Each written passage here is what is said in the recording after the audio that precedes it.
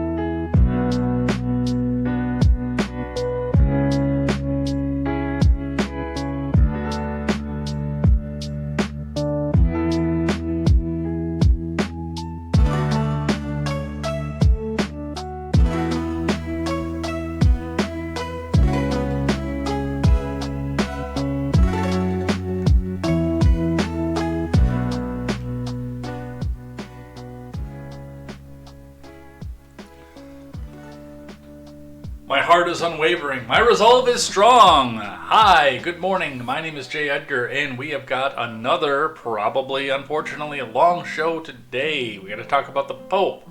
We got to talk about student loans. We got to talk about finance, which I guess I didn't put my regular Dow tracker up there already this morning, so let's go ahead and get that up. Let's put that back up after the Pope stuff.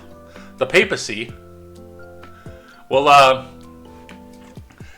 let our friend Vong tell us in the chat this morning how wonderful Francis was, because I know that he has a lot of opinions about Pope Francis. Unfortunately, our friend Vong likes to keep his opinions to himself, but yeah, we got to talk about the Pope. We got to talk about student loans. There was actually a stabbing that flew completely under the radar, a school stabbing. We'll talk a bit about what happened with that. There's protests to talk about. There's immigration stuff to talk about.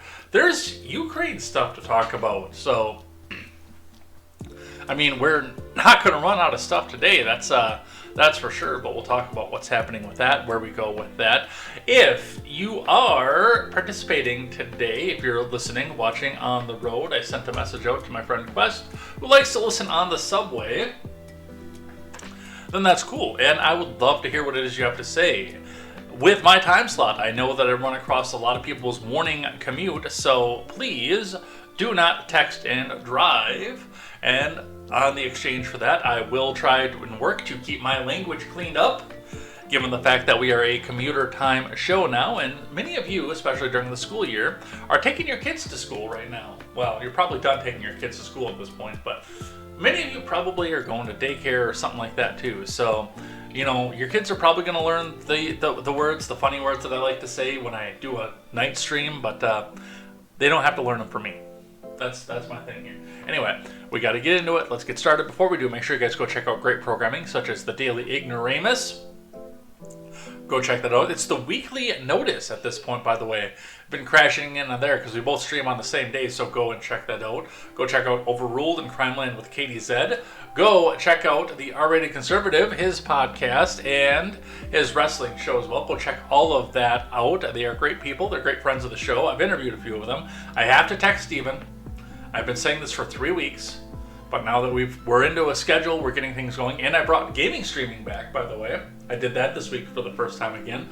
I beat the ugly goth guy, Girahim, in Skyward Sword, and we went on to the next area, so that was a lot of fun. So if you prefer video games, you can come back and check that out. Otherwise, come back and go join those shows.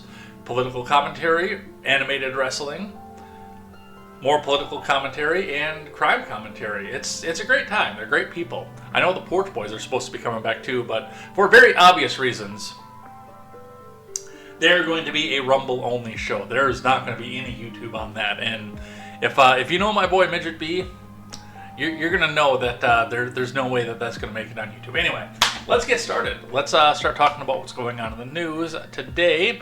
And we're going to start with the passing along of the great pontiff, of course. I see my ex-Catholic friend is also in the chat today. RRC is here, Luna C, Palmyria is going to be driving, I know, in a bit. Katie Zed says, I only have a minute, but someone texted me. That's me, so I'm here. Booze and Body Cams is the main show now, Wednesday and Friday at 8 Eastern Time. Booze and Body Cams. Check that out. Anyway, we're going to start with the Associated Press today. Let's get the news up on the screen. The Vatican says Pope Francis has passed away after a cerebral stroke. This is coming from a live updater from the Associated Press. Cause of death today, the Vatican says Pope Francis died of a stroke that put him into a coma and led to heart failure. The death was confirmed Monday by Dr. Andrea Arcangeli, the head of the Vatican's health department. Francis, who suffered from chronic lung disease and had part of one lung removed as a young man, hospitalized for 38 days earlier this year following a respiratory crisis that developed into double pneumonia.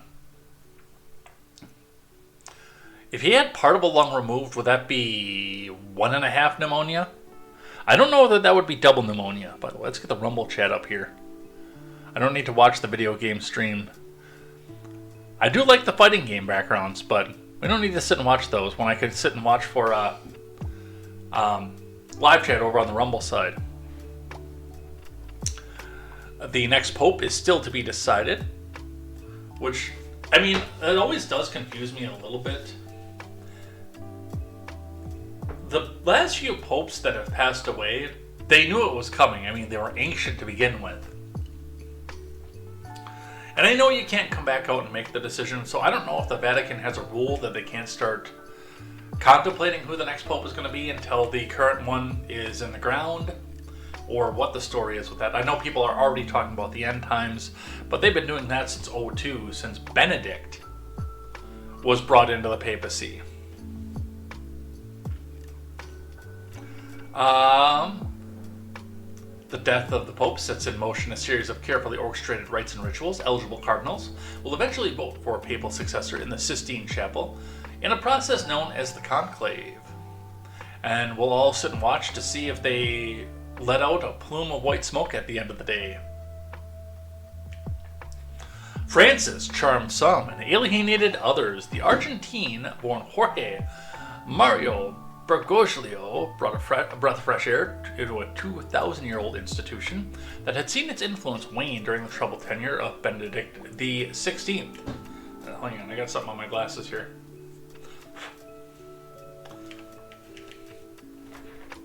Whose surprise resignation led to Francis's election. But Francis soon invited troubles of his own. Yes, he is the Marxist Pope.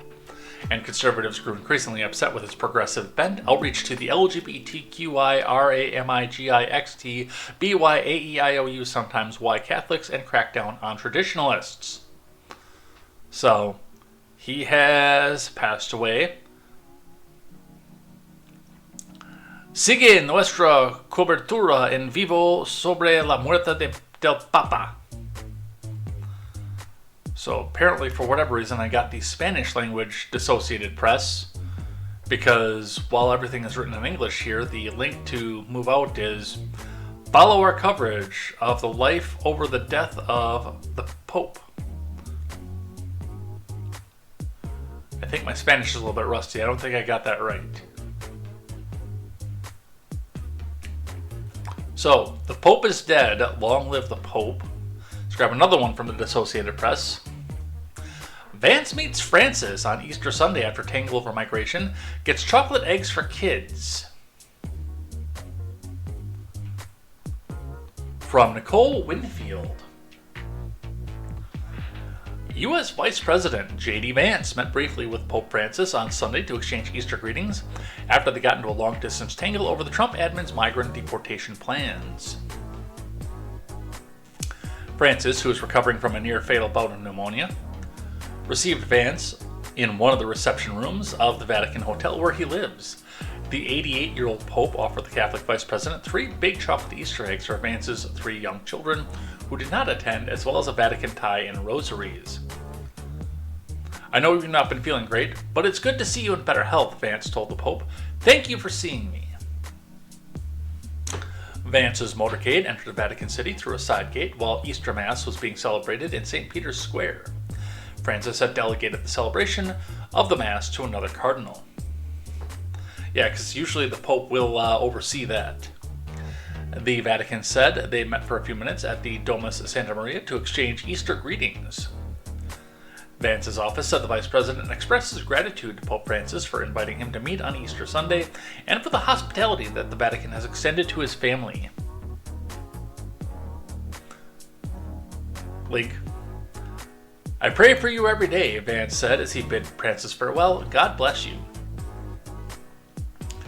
In all, Vance's motorcade was on Vatican territory for 17 minutes.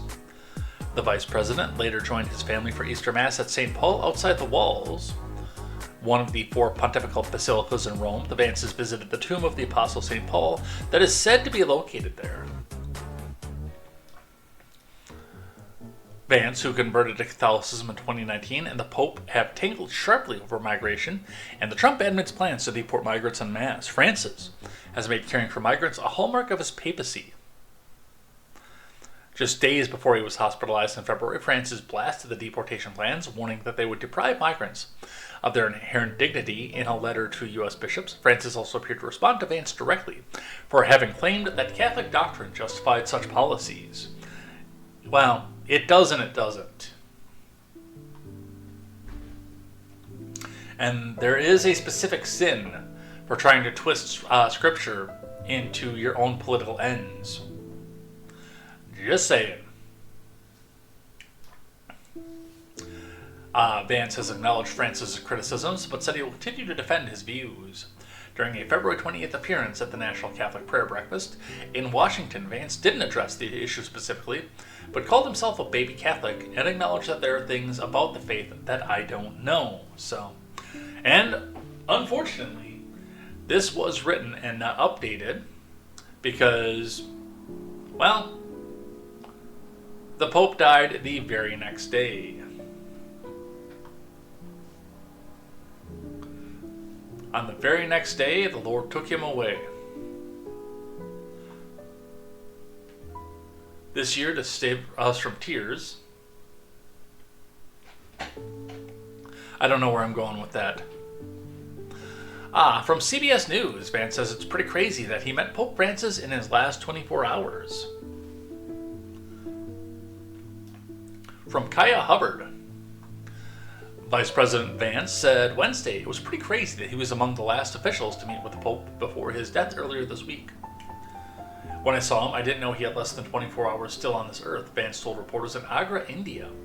I think it was a great blessing.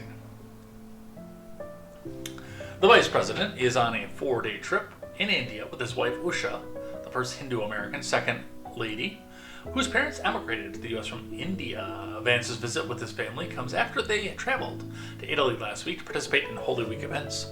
Vance noted that plans remain in flux about whether he will attend the Pope's funeral in the coming days. The Vice President outlined his brief visit with Francis on Easter Sunday, saying he knew the Pope was very ill, but didn't realize how sick he was. The thing I'll always remember Pope Francis for is that he was a great pastor, Vance said. Priest, by the way. People on the margins, poor people, people suffering from diseases. They saw in Pope Francis an advocate and I think a true expression of Christian love.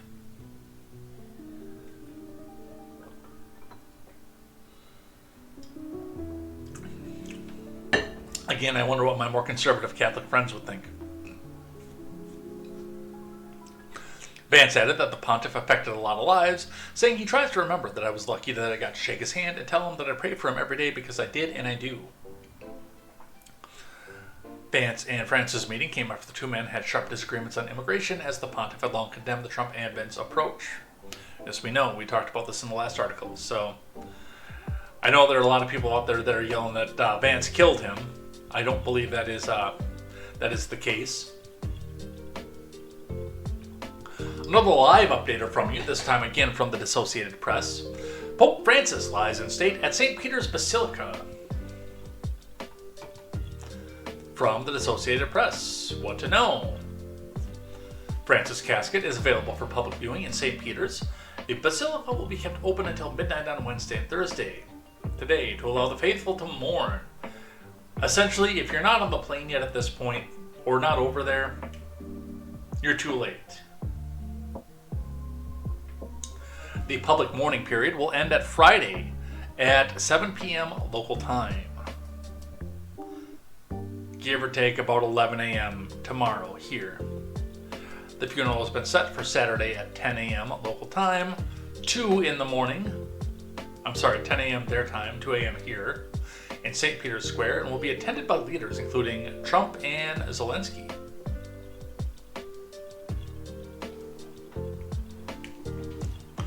Eligible cardinals will vote on a papal successor at the Sistine Chapel via the conclave. We know about that already. The cardinals haven't set a date for the conclave to elect Francis' successor, but the current norms suggest it couldn't begin before May 5th. So I will be 41 before we even start talking about a new pope. So, heavily mummified, heavily embalmed. And yeah, they're just doing a live feed of this one at this point. 12 hours of live video. Per i ministri della Chiesa, qui è riservato l'impegno di far risuonare l'annuncio della Pasqua nella storia del nostro tempo. Lo spirito del risorto li renda messaggeri.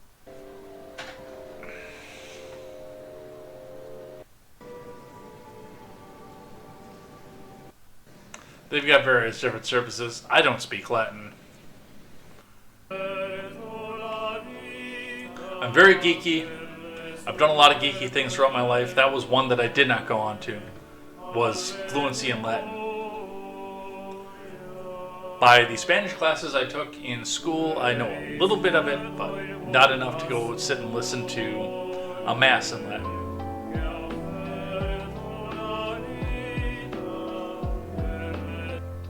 Alright, so there is our papal news.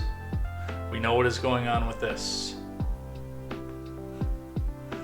Wes Banning is going to be listening to me at double speed talk about the Pope for about 15 minutes.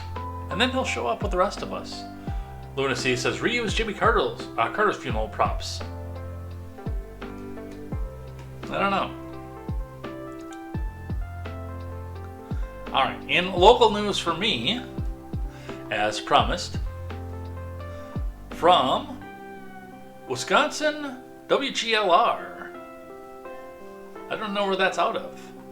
Wisconsin Cardinal, a contender to succeed Pope Francis. From Courtney Chafee. Which, if you know anything about Wisconsin, you know that that's actually a pretty good concentration of Catholics. One of the you know you're from X if Y posts that I've seen in my life was, you know you're from Wisconsin when half of your friends are Lutheran and half of them are Catholic. I'm the Lutheran one right here. Right here, that's me. That is specifically for my haters who want to hate watch and then grab that clip out of context. I'm sure they're already screenshotting right now. Cardinal Raymond Leo Burke, a native of Richland Center, is reportedly a contender to succeed Pope Francis. You know, Richland Center is supposed to be this tiny, tiny, tiny town. I've never been there. But I swear like half the people that I know are from there or know somebody from there.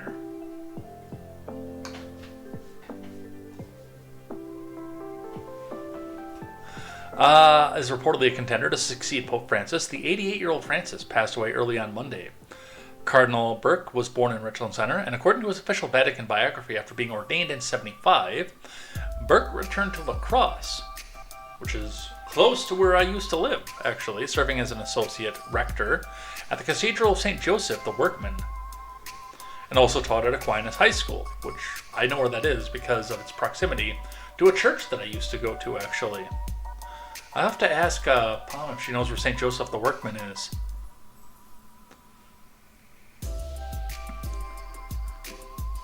Burke later went on to serve as the bishop of the Diocese of La Crosse from 1995 to 2003. In 2010, he was elevated to cardinal by Pope Benedict XVI. Cardinal Burke is seen by many as the de facto leader of the church's conservative wing.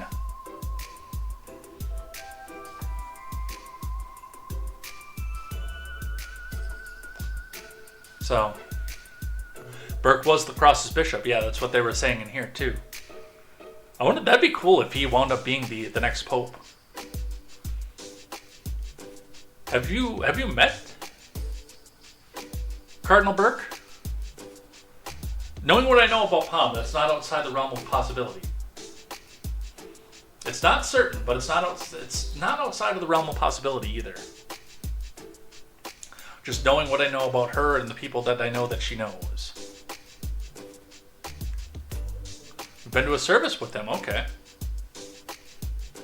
Alright. Our papal news is finished at this point. Let's talk about finance. Let's get a refresh on this. And it looks like the Dow dumped out about 200 points to start the day, and it's jumped the 200 points back. Now showing a positive on the day at 39,668.53, and it's been all over the place since we talked last, with especially some closures being on for Easter. But it dropped, it dipped. Its lowest point in the chart was at 37,877, which is, I mean, comparatively pretty low because that's 10,000 points, I think, just about below its record, 8,000 points at least. But it's been as high as 40 again. So that's just in the last 5 days. Where's it going to go? We'll see what happens, and we'll look at finance and see what they have to say. But yeah, it's definitely 100% been all over the place. Let's see if we can find something from IBD. I'm going to grab one from CNBC too, see if there's something a little bit more recent.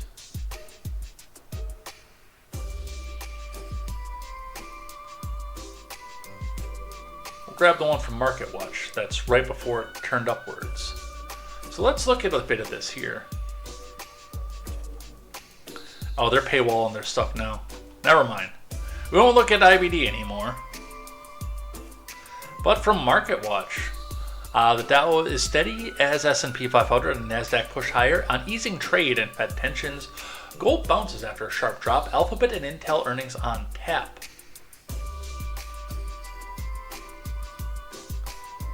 Let's see. Dominant theme in currency markets remains the rotation out of the US dollar from Vivian Liu Chen. The dollar was losing steam versus a basket of 6 major rivals on Thursday and weakened to a 3-year low as currency market traders focused on the lack of certainty in U.S. trade.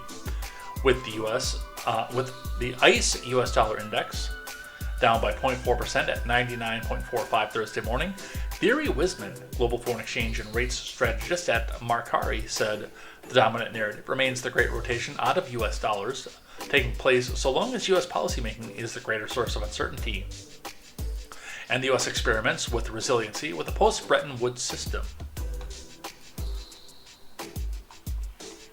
Stocks opened mostly higher on Thursday with the S&P and the NASDAQ attempting a 3-day winning streak. Stocks have been buoyed after President Trump earlier this week said he wasn't considering an attempt to fire Jerome Powell and indicated tariffs on China will be much lower than the 145% rate currently in place, which, as I said when they were talking about that, the reality of life on the tariff front is the fact that was the big ask. That was the idea of, hey, let's get to the table and see what we do.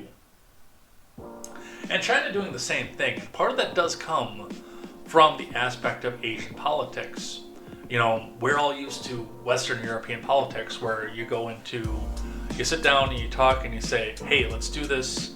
And you shake hands and, oh, I want to do this. Oh, we can't do this. Okay, let's do this instead. And then you go back and you have a beer or a glass of wine if you're in France. Whereas in Asian politics, you know, you come back out and you make the big ask, the 80%, 145%. And the Asian people can't be insulted and say, no, I will go higher. It's the same thing that we did with Kim Jong-un. I've got a little red button on my desk, but my button is bigger and it works. And then we can wind up at the negotiating table, figure out what's going on. So I never thought that the 145 was going to stay in place. I kind of wanted it to spur some more American manufacturing, but I don't think it's going to. Palm says, Ed was the Lutheran friend, I was the Catholic. And Banning has shared this out to Twitter and /X. Bond market investors waiting for the next trade war shoe to drop, strategist says. Treasury yields remain within the established ranges of the past 2 weeks as of Thursday morning, but that does not mean that all is calm. It feels like investors are just waiting for the next trade war shoe to drop, said FHN financial strategist Will Compernoll. Meanwhile, the longer-term path of Treasury yields will depend in part on whether the shakeup of global trade has caused a flight of foreign investment away from U.S. assets. So, a few things that are moving in the markets today. It kind of bums me out that IBD went to a paywall model like that because they were really good information. But one of the things that I think is going to wind up shaking up the markets today is this piece of news, which we titled the episode Over. We're going to start with a video from Breaking 911 Press Secretary. No student loan has been referred to collection since March of 2020. This comes to an end on May 5th. The Department of Education will resume involuntary collections for borrowers with defaulted federal student loans, which has led a lot of our progressive friends, by the way, to come back out and say, oh, Linda McMahon was just going to be a collection agent and nothing else, which is a sharp contrast from the original narrative of Linda McMahon is too stupid to do anything with the Department of Education. Let's throw the music down for a second and let's listen. Every day. In other news, the Trump administration has announced we will put an end to Joe Biden's illegal student loan bailout attempts. No student loan has been referred to collection since March of 2020.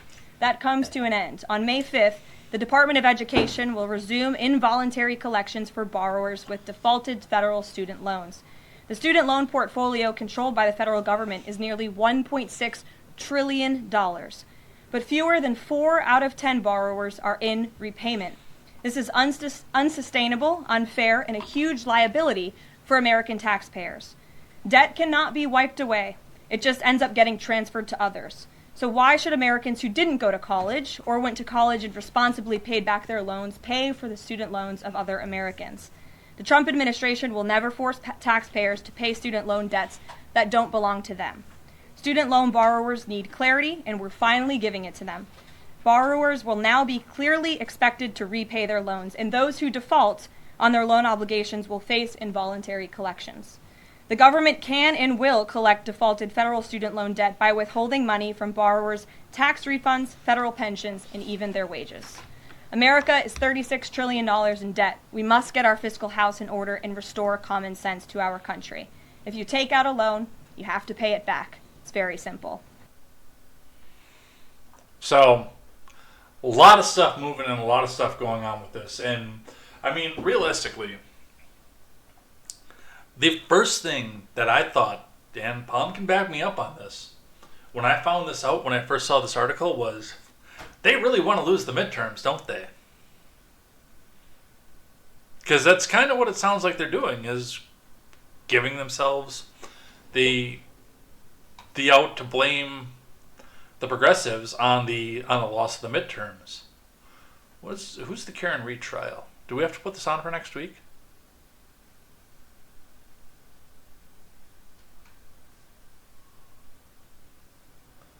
Who is Karen Reed?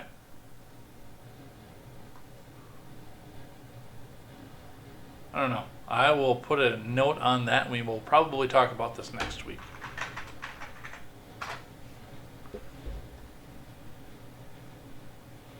Murder case of a Boston police officer. Well, we'll probably find out. And thank you, by the way, to Mr. Fanning for the share. Put some music back up here, and let's keep going. Anyway, on the student loan thing. So I've never been in the camp of let everything just blow over for political purposes. When I come back and I suggest the fact that we need to do something different about the student loan crisis to make things happen and make things work for people, that's the first allegation that I get, is that I'm just... Can I say it on YouTube? That I'm just some left-hearted moron who wants to go back and forgive everything. That is not the case. I have student loans. I've had them. They've happened. Mine are private because I went to a for-profit school. So even on the end, this actually screwed with me a little bit when they did the suspension, because, well, I got cut in hours as well at work, just like a lot of other people did. I was the understanding that all the collections were gone with it, so I said, okay, well, we'll rearrange a few things, we'll put a few things back into place so we can make this happen, and everything will be good. And then I start getting phone calls left and right from the servicer. I'm like, why are you giving me phone calls? Everything's supposed to be suspended. Oh, no, yours are private. You don't get that. Pay us, or we take everything you own.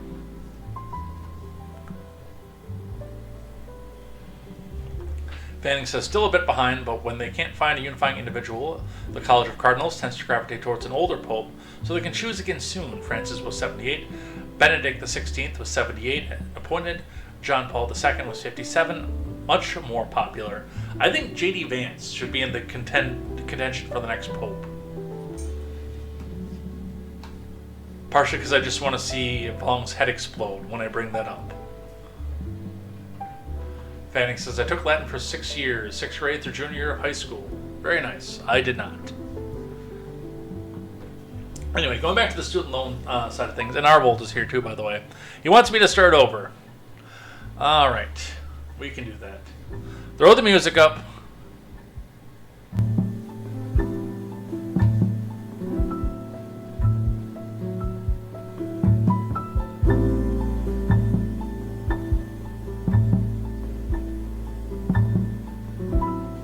Alright, we're not starting over. Anyway, going back to what I was saying with the student loan stuff. We do need to do something different than what we're doing.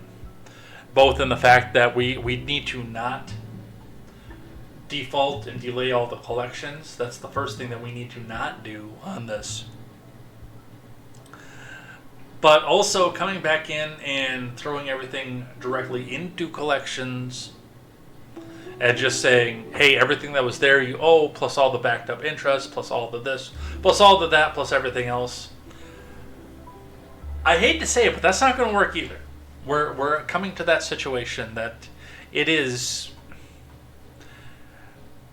not feasible. So I'm going to read a couple articles about this, and then I'm going to start to weigh in on where I go with this. Because I think it's going to surprise a lot of people, both on the left and on the right. Both people who consider me to be so far into the MAGA camp that I can smell Trump's asshole, and people who think that I'm so far left that I'm praising Mao. I just broke my language rule. I caught myself. I said it out loud still, but...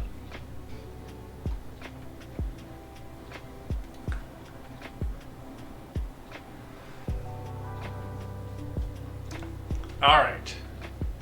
Trump admin to go after pensions, wages, and tax returns to claw back student loan debt. From Diana Glebova over at the New York Post. The Trump admin announced Tuesday they would seize wages and go after the pensions of those who refused to repay student loans that they defaulted on. The government can and will collect default on federal student loan debt by withholding money from borrowers, tax refunds, federal pensions, and even their wages. White House Press Secretary Bubbleheaded Bleach Blonde told reporters in her weekly briefing. The Education Department had announced a date earlier to be pursuing wages and tax refunds, but did not specifically state federal pensions would also be included. The White House will restart the federal government's involuntary collection program that was paused under former President Biden on May 5th. The number of individuals defaulting on student loans could reach 10 million. In a few months, the Education Department said in a statement on Monday, accounting for 25% of federal loan portfolios.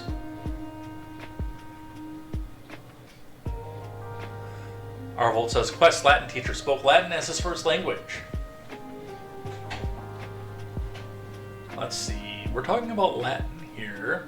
Quest took Latin for 6 years, 6th grade through junior year of high school, Brooklyn Friends School, and then Xavier. Arvold says I took Latin in college, 2 semesters. One of the courses I nearly failed. And I had a basic understanding of Spanish and Italian, but Latin was too much for me. Palm says some of us weren't around when the dinosaurs were. Arvold says Quest Latin teacher spoke Latin as his first language. Yeah, the dog is shaking his head. He's over there, he's taking a nap. Next to a bunny. Alright, all borrowers who have defaulted on loans will receive a notice in 2 weeks informing them of upcoming collection process. American taxpayers will no longer be forced to serve as collateral for irresponsible student loan policies, Secretary of Education Linda McMahon said in a statement. The Biden admin misled borrowers. The executive branch does not have the constitutional authority to wipe debt away, nor do the loan balances simply disappear. Hundreds of billions of dollars have already been transferred to the taxpayers going forward. The Department of Education, in conjunction with the Department of Treasury, will shepherd student loan program responsibly and according to the law, which means helping borrowers return to repayment, both for the sake of their own financial health and the nation's economic outlook. A loan is considered in default if the borrower has missed a payment for 270 days or about 9 months. Under the Treasury Offset Program, the government has the right to withhold 100% of defaulted borrowers' tax returns, 15% of federal salary, and 15% of Social Security. Which, that in of itself, for people my age, doesn't really matter because we're never going to see a penny of Social Security to begin with. Federal loan borrowers currently owe over $1.6 trillion in student debt. The Trump admin has long said taxpayers should not be responsible for paying off other people's loans in response to Biden admin's proposal to forgive $400 billion in student loans. We must get our fiscal house in order to restore common sense to our countries. If you take out a loan, you have to pay it back. Very simple, Bleach Blonde said. Alright, let's talk about this for just a second. Now, for starters, the reason that they are going this route, and I know why they're going this particular route, the way that they're doing this, is because a lot of their, quote, political enemies, the progressive wing of the Democratic Party, people in that side of life, they are actually openly refusing to pay the student loans. Saying, yeah, we'll get the payment notification and everything, and we're just going to refuse because we demand that this be free, this be forgiven by the government, so if we don't pay, you can't do anything to us. You can't do anything with that. Which, as somebody who has been in default in student loans before, I can tell you that no, that's not the case. Again, at the point that they were with me, because, and a lot of you know the story, I've clawed my way back from literal abject poverty in my life. And I didn't owe a lot to begin with either. I was in the 4-figure range. I went to college when it was still a couple grand a year.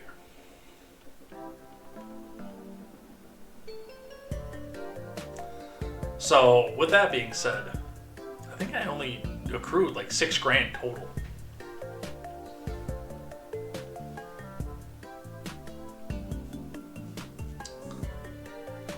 Anyway, going back to any of that to begin with. Now, yes, there are people out there who are just saying that we will not pay, and they've got huge amounts of loans.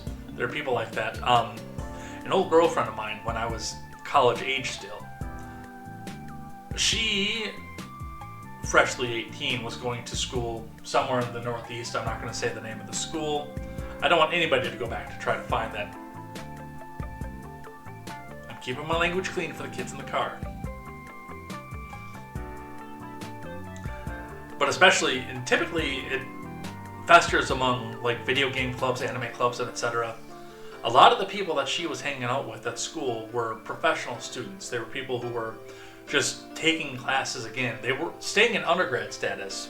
They weren't going to graduate school or anything else to put off going into the real world and just stacking up huge amounts of debt.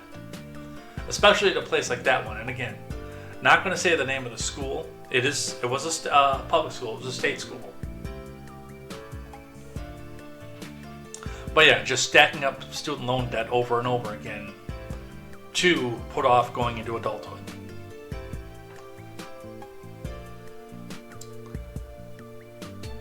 But the issue that I have with a lot of this is going on is the fact that this was a problem that was basically created by Democrats to continually promise them power. And that's why I keep saying that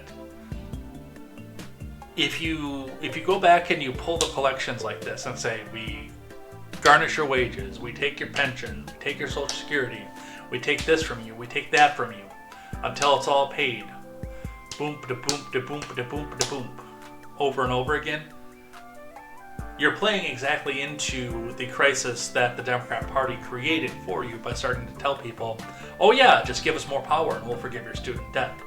Just continue to give, and then they'll continue to not do it, of course, but they'll continue to promise it over and over again with the allegation that the evil Republican, and this far predates Trump, by the way, that he's going to go back, and if you elect the evil Republican, he's going to take your pension, he's going to take this, he's going to take that. Vote for us, we promise. As soon as we can, we're going to go back and forgive everything for you. You're never going to have to worry about health care or student loans ever again. But if you elect the next evil Republican, he's going to take that all away from you. Linda McMahon and Donald Trump are playing directly into this, which I think is politically stupid. If this is a 4D chess move, I'd love to see what the rationale is behind this, by the way. But I've always said, because it was created to become a crisis, it's become a crisis, and we do need to do something different about it. I had a proposal a while ago. I brought it up numerous times on Contemporary. Like Arbold said, while we're at it, government-backed loans, got to send to the Smets, stop those grants only, like Pell Grants, no loans. Yeah, that is a good strategy going forward. And I've said for a long time that if you stopped issuing, if the FAFSA stopped working, if it was only grants and there were no student loans, you would be able to afford college out of pocket like our boomer parents and grandparents claimed that they could do, that they could pay for college with a summer job. You'd be back in that camp by the next upcoming semester. Actually, you might miss one semester off of that, because the colleges will realize that there are no butts in seats. Colleges operate not off the amount of money that they get from people, but by butts in seats. And there are not enough rich kids to fill all those seats. There are not enough rich kids that can pay out of pocket to fill those seats. It doesn't particularly matter, because they can run budgets and they can do things. Their operating costs are huge. They can do sports events, they can do all these other things at this point. But if they don't have butts in seats, they don't operate. The hospital works the same way, by the way. So yes, going forward, drop all the student loans. But we still have to do something about the $1.6 trillion that are out there. Proposals like this. My first proposal, of course, has always been, I'm going to reiterate this over and over again, and I do this every time we have this conversation. One time only, if I'm president, by executive order, one time only, I pull out my pen. I always use a fountain pen when I do. I pull out my pen and I say, I, President J. Edgar, last name redacted until I run for president, hereby declare that all penalties for student loans that have accrued by default, by low credit score, by etc., are hereby waived for one time. After this point, you start accruing default, you start accruing, you get to go for 2 months, 3 months, we'll go 3 months. For 3 months, you have no penalties, the credit score impact that you have is gone, the default is gone, all your penalties for your late payments are gone, one time for 3 months. In those 3 months, you have the ability now to refinance. You can roll it into your house. You can roll it into another payment. You can go get it out of the federal government. You can go take out a loan through a private bank. Because you don't have those penalties on you, you can go back and refinance whatever it is you're going back and doing without having to be in good standing at the time. After 30 days, you're on your own. Or 90 days. After 90 days, you're on your own. You had ample warning, you had ample opportunity, and I'm sure that a bunch of greedy banks were sitting out there with their hands out saying, yeah, I can help you, come on. Yeah, I can help you, I can get you out of this situation. Get you into a loan that can be discharged in bankruptcy, for all that matter. The next thing I would do by executive order is say that, just like that, all student loans can be discharged in bankruptcy. Because at that point, you're going to have a lot of servicers that are suddenly willing to go out and make a deal. All right, let's just get this cleared, because I want to get some money out of you, if not all money. Those two things would fix the industry in and of itself.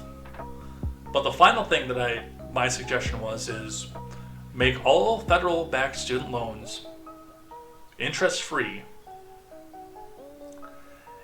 and forgive all the interest that's accrued on them. But J. Edgar, what about the people who paid already? They're going to be penalized for this. Thought of that. For the people who paid already, paid off their student loans with interest, etc. Number one, they have to be proactive about this. I'm not going to make this an automatic, we send you this back. We send your interest back. You have to file for it. You have to claim it. You have to bring it up to the federal government. because there are going to be people who don't care. You bring up your student loan documents, or you go back and find them through your servicer online. You bring them to your tax preparer and you say, okay, I've paid this much in student loans with this much interest. I'm going to claim this interest on my taxes. And the IRS then makes you eligible for 10% of the interest you paid on your student loans as part of your refund for the next 10 years. You get 10% of it back over 10 years. Reason that I do this. For some people, this is going to be a huge payout, and they're going to get a huge tax refund at the end of the year because it's from the federal. Then they turn around, they don't sit on that money. Some of them are going to go back and put it in savings accounts, which lets the bank go back out and loan things back out.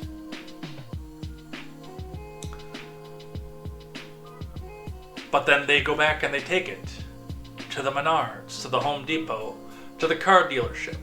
Some of them go out and buy a house with that money that's on there. Or they build a new room in the house that they had. Or they do a bunch of other things. It spurs out the economy, and it does it over a stretch of 10 years. And I'm telling you right off the bat, if you do those three things, there will be no more student debt crisis, and we'll still get paid back. Yes, there's still going to be progressives who are promised that we're just going to pay them all off, and they're not going to do anything about it. They're going to outright refuse. Those are the people you go back and hammer. But most people just want to get the stuff done, paid off, and get it out behind them. They want the credit penalties and everything else. They want to get started with life. Go out and have kids, buy a house, do A, B, and C, D, start a business, etc. I would say probably a good 85% of the people who have the student debt that are in the midst of the crisis want to pay it back. Only about 15% of them are the uber progressives who expect the government to pay them for it, or else they won't do anything about it. And you punish those 15% for outright refusal. And you go out and help the other 85%. You move the economy forward. You get the people who are responsible a little bit of reward back for their effort again. And the crisis is solved.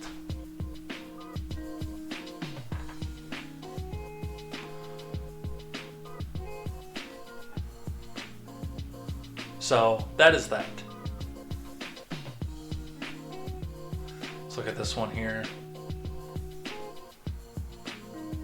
Palm says they better not mess up the collection thing like the deportations. I don't owe on my loans yet. Yeah, Palm is a full-time student, so yes, that is that. Quest says removing interest and starting fresh is a reasonable compromise. Exactly. Think of what the banks will do. Think of what the markets will do with that stuff. Arvold says student loans shouldn't be forgiven. The interest should be removed. Just like I said, usury should be illegal anyhow. Just pay what you owe. What do you think about programs like public service loan forgiveness? I don't care for it myself, for the same reason. You mean you signed on the dotted line to go back out and do this. I do think that public service should allot you some sort of help and some programs for this. Quest says, just finished paying off one of my student loans. I only pay the minimum because the interest rates are low. Better to invest money into anything with a higher rate of return than the interest, than that of the loan. Okay.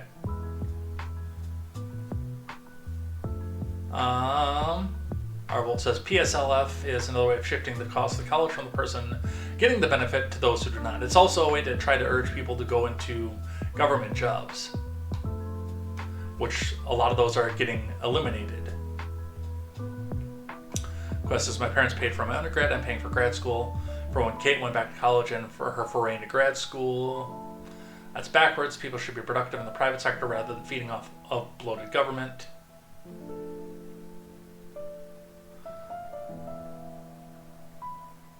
Yeah, I do work in the private sector, but I guess the government wanted those public sector jobs filled, hence the motivator. And at the time, too, when the PSLF came out, they were creating government jobs over and over again out of nothing.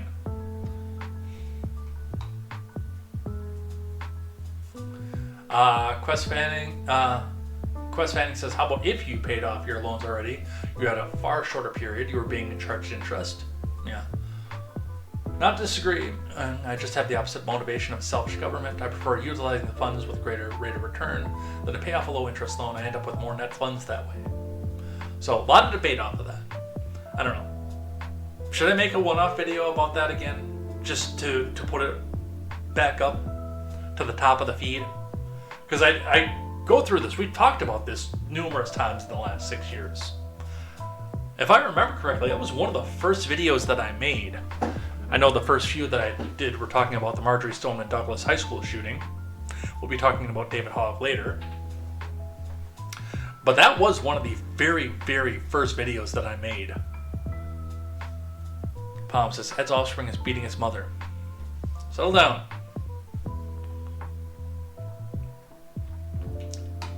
Alright.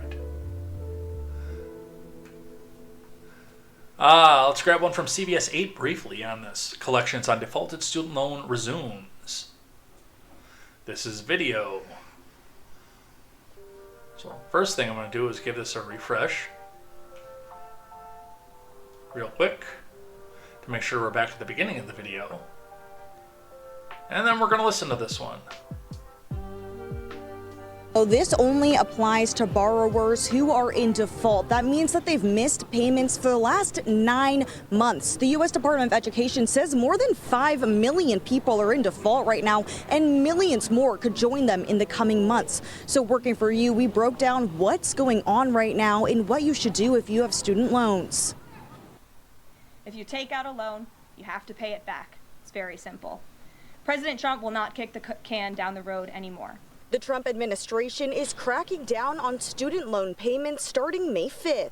Borrowers will now be clearly expected to repay their loans, and those who default on their loan obligations will face involuntary collections. This includes collections of tax refunds, federal salaries, and Social Security benefits. After a 30-day notice, the department will also begin garnishing wages.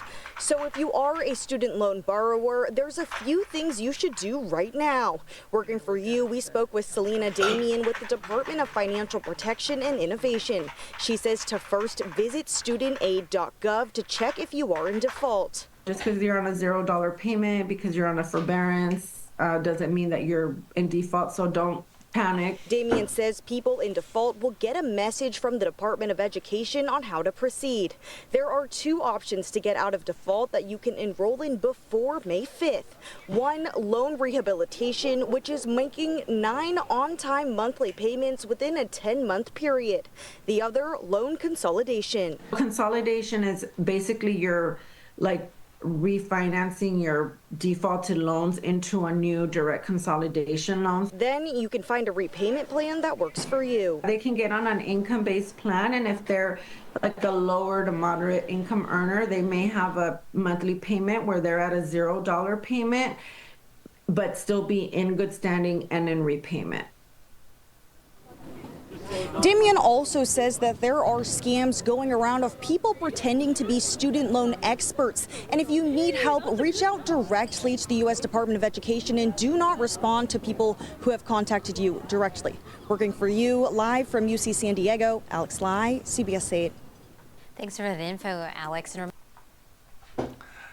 Yeah, I get some of those too, given the fact that the school that I went to, while that was not on the list of forgiven student loans, because I know that somewhat into the Trump administration and the Biden admin, both, the Departments of Education and I believe the Departments of Treasury in both of those administrations previously went after for-profit schools who basically misled students and either shut down due to it or put out a bunch of people who couldn't do jobs. I know that my school was not eligible on that list, but I still get people calling me and telling me, hey, your school was on that list. Go back and do this. And give us all your information so we can steal your identity. Again. CNBC, what student loan borrowers need to know about involuntary collections, from Jessica Dickler.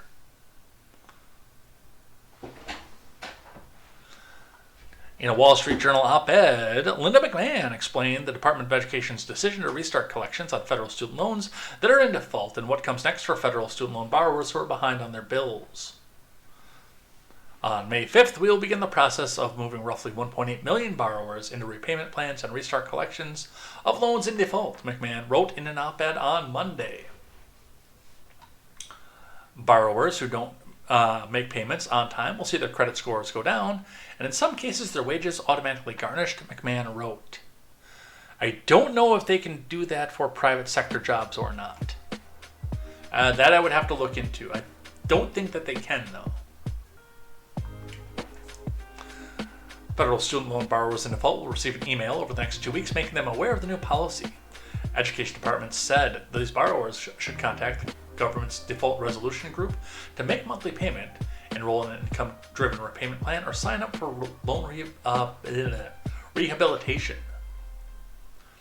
The Education Department said it's extending the federal student aid call center operations with weekend hours, as well as updating a loan simulator to help borrowers calculate their repayment plans.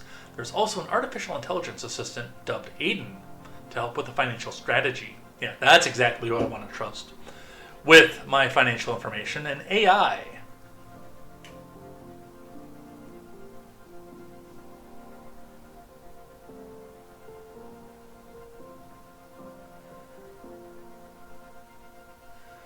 What's this? Palm's only been around for a year, so Palm missed the earlier videos. The $0 payment is just a forbearance. Yes. You didn't do your homework.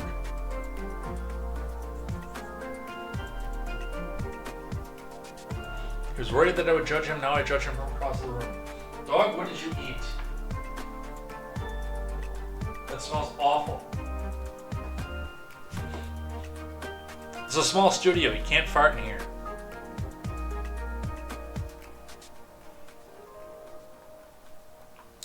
We're committed to ensuring the borrowers are paying back their loans, that they're fully supported in doing so, and that colleges can't create such a massive liability for students and their families, jeopardizing their ability to achieve the American dream, McMahon wrote. These borrowers who are behind the required payments should avoid being placed in default by taking advantage of various options currently available to them to manage their education loans, advised Kelman Cheney, a financial aid consultant and author of the Princeton Reviews, Paying for College. Be proactive, he said. Best to take care of this as soon as possible. As well, the loan servicers in the Department of Education's customer support will get busier the closer it gets to May 5th.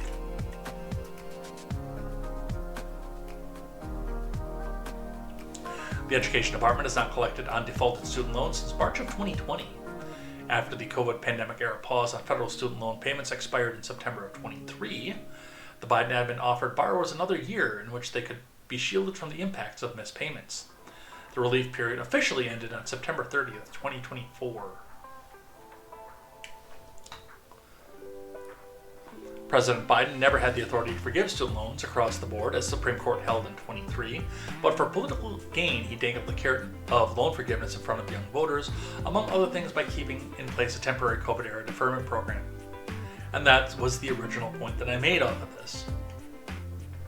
The student loan crisis was entirely, 100% manufactured. Number one, with the student loans being out there the way that they were, it allowed colleges to continue to raise their prices beyond the cost of living, beyond the average wage rate, because they knew that the federal government would back up anybody who wanted to go to college for whatever degree that they wanted, from engineering all the way down to gender studies. No questions asked about what your major is, what you were going to do, how much you were going to sit and drink and bail out of your classes, or anything else like that.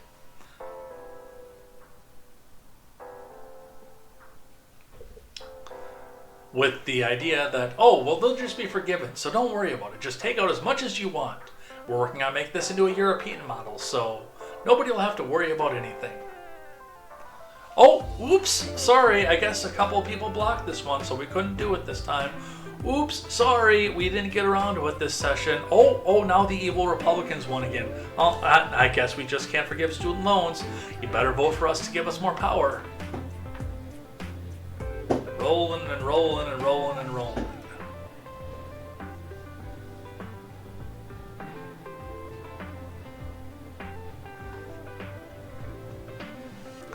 McMahon said restarting a collection of student loans in default was not meant to be unkind to borrowers. Rather, the new policy intended to protect taxpayers. Debt doesn't go away; it gets transferred to others, she said. If borrowers don't pay their debts, the government the taxpayers do. Currently, around 42 million Americans hold federal student loans, and roughly 5.3 million borrowers are in default.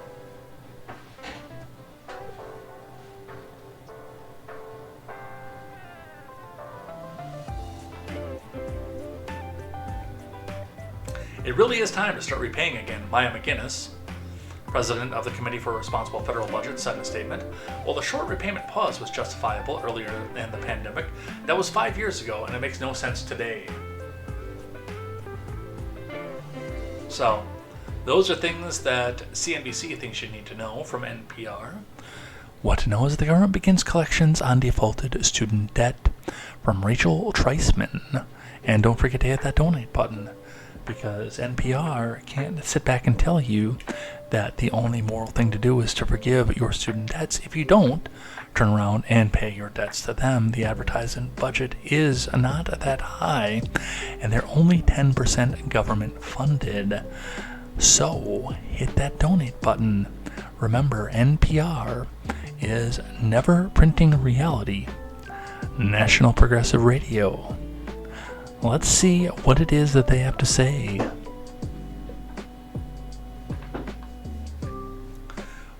Rachel Treisman reporting the Trump admin says it will soon resume collections on defaulted student loans for the first time in 5 years, raising questions and anxieties for millions of borrowers across the country. The Department of Education announced Monday that its Office of Federal Student Aid will resume collections on May 5th. We know that. Together, these actions will move the federal student loan portfolio back into repayment, which benefits borrowers and taxpayers alike, Linda McMahon said. Let's see. Why are collections restarting?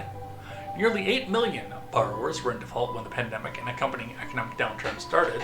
The first Trump admin announced in March 2020 it would pause collections on defaulted loans for at least 60 days. By the middle of 20, no one is having their credit damaged, no one is having their paycheck seized, no one's having public benefits seized, Pierce adds, and that's where things have been now for about 5 years. The Biden admin, which tried with mixed success to forgive student loan debt, repeatedly extended the pause on student loan payments until October 23. But even once payments resumed, collections did not until now. Betsy Mayati, the president of the Institute of Student Loan Advisors, said the return of loan collection wasn't inevitable, and that the Trump admin isn't creating a new policy, it's just restoring old policy.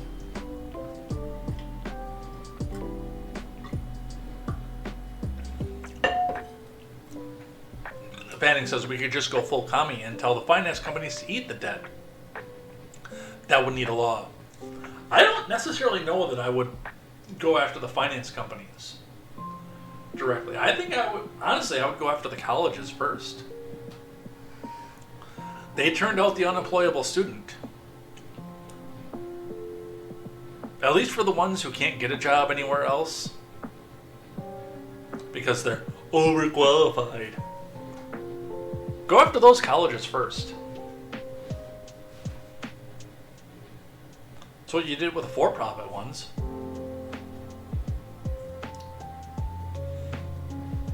Mayati is saying her nonprofit is now hearing from many panicked borrowers who might have been lulled into a false sense of security.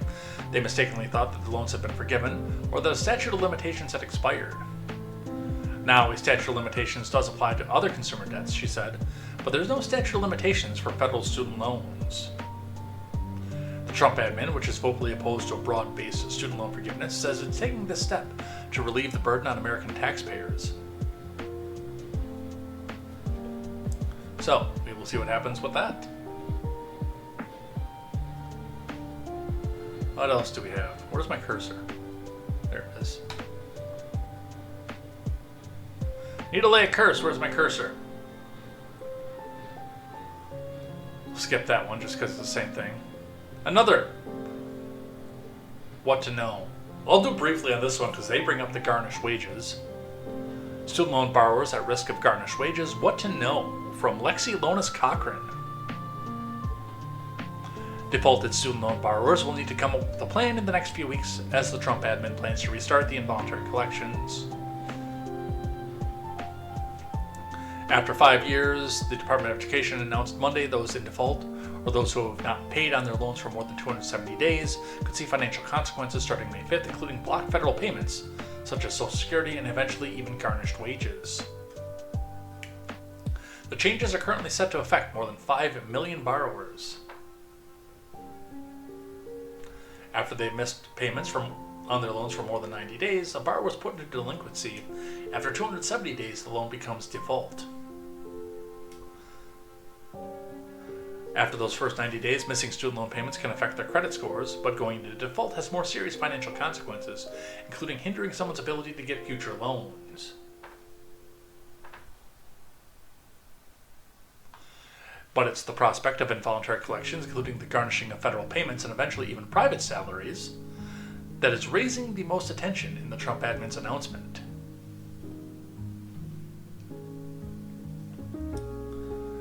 In a call with reporters, senior department officials reportedly said that there will be a required 30-day notice to defaulted borrowers before wage garnishing would begin later this summer. The government will be able to garnish up to 15% of a person's wages if they are in default. So, that is where that is at.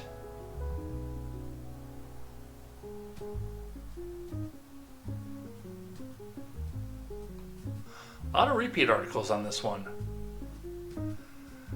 We've got an op-ed from MSDNC. I talked a bit about this position at the top of this topic. From MSDNC, Linda McMahon's education department is just a glorified loan collection agency. From Hayes Brown, MSDNC opinion writer and editor. The opinions expressed in this article are not necessarily the opinions of MSDNC, even though they are. Your host, Turns the Pages Productions, or Contemporary. The views expressed in this article are solely the views of Hayes Brown. The resumption of involuntary student loan repayments for federal borrowers in default couldn't come at a worse time for Americans already struggling with higher prices. The policy also underscores the Education Department's transformation under Trump from a guarantor for a quality education for all into a glorified collection agency. Linda McMahon, in a Monday op-ed in the Wall Street Journal about the department's plan to shake down borrowers who are behind, lamented that the Biden admin allowed students to rack up massive debt that's now long past due. From McMahon's point of view, her department needs to turn out the pockets of former students because they spent so long without paying.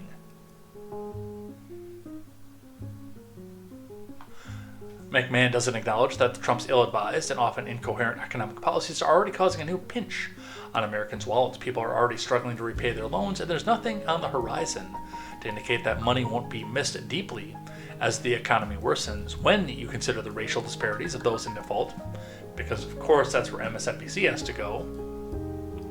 It's clear that what Trump is doing will hurt Black and Latino people especially hard, and those communities are already fare worse economically than their white counterparts do. From students to borrowers to department employees, making people's lives harder has become one of the principal functions of Trump's education department. After the admin laid off roughly half the department's workforce last month, the department's remaining core functions have reportedly been left in shambles. Inside Higher Education has reported those who remain at the agency were left simultaneously overwhelmed with work and unable to do their jobs effectively. Even before those layoffs, an official organization chart showed major vacancies in the offices that oversee civil rights, special education, and post-secondary. So, you've heard it first from MSDNC. It's just a shakedown. You don't actually owe that money.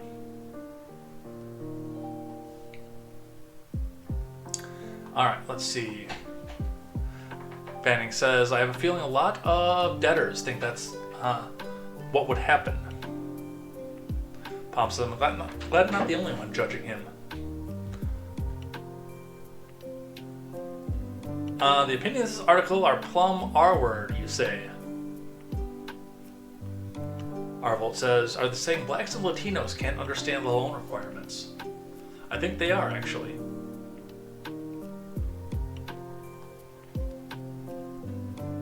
All right, speaking of higher education, Harvard into the news today. Starting with the Boston Globe. Harvard sues Trump admin over funding freeze from Mike Damiano and Hillary Burns.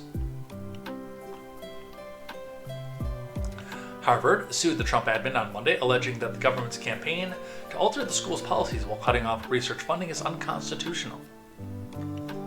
In a lawsuit filed with the federal court in Boston, the university's lawyer argued that the government's attempt to coerce and control Harvard violates First Amendment protections of academic freedoms. They also argue the Trump admin's actions violate federal laws and regulations by flouting the normal procedures for investigating and punishing an institution for alleged civil rights violations. The Trump admin said that Harvard violated civil rights law by allegedly failing to protect Jewish students from discrimination and harassment. On April 11th, the task force sent Harvard a list of demands saying that the school would lose federal funding if it did not comply. The demands instructed Harvard to cut diversity programs, submit numerous academic divisions to external oversight, to offer its full cooperation with federal immigration authorities, among other measures. Last Monday, Harvard rejected the demands, and the task force announced it would cut more than $2 billion in research funding for the university. The Trump admin followed up with further threats, including revocation of the university's tax-exempt status. So, a couple problems that I have with this. Now, for Harvard's side, it's one of the things that I keep saying about the idea of moving into somebody else's house or renting. But when someone else is paying your bills, you do have to follow their rules. You're taking the federal money. The federal money has stipulations with that. And if you don't want to do so, Harvard being a private university, then you don't take the federal money. So at this point, Harvard is in the wrong for that. If they're taking the federal money, yes, there are stipulations or strings attached. It's just like when you're 19 and you move into your aunt's house, because the really good job that you have happens to be in the town 300 miles away from where you grew up. There's rules and stipulations in your aunt's house, because for the most part, your aunt is the one that's paying the bill.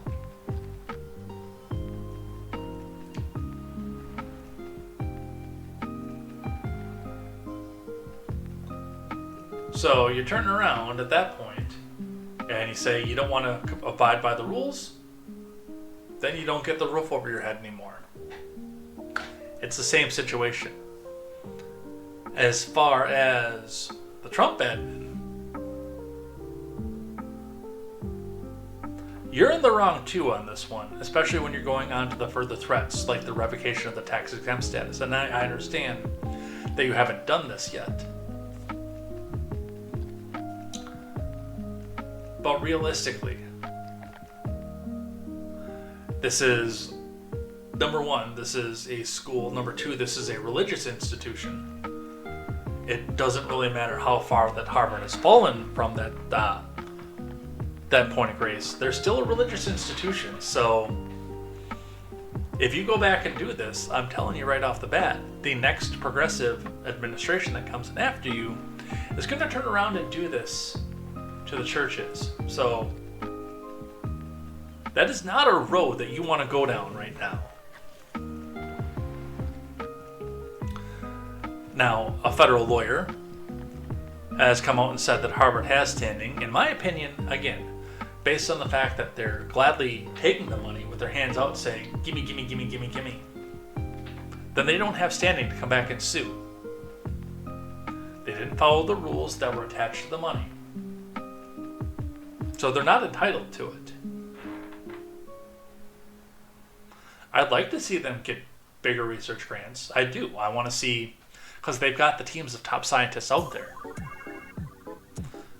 But when you stick your middle finger up at the person who's giving you the money, then you kind of have to expect that that person's going to stick the middle finger back up at you.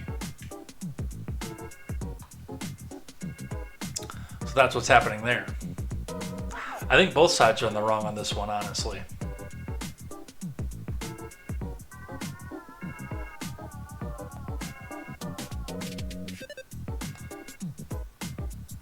From CNN, we'll go briefly into this one. Harvard's fight with the Trump admin is just getting started. The cost is already high. From Chelsea Bailey. A picture of Dr. David Walt, the pioneering scientist whose research helped significantly lower the cost of DNA sequencing, greets visitors to Harvard's website right next to a large headline, Research Powers Progress.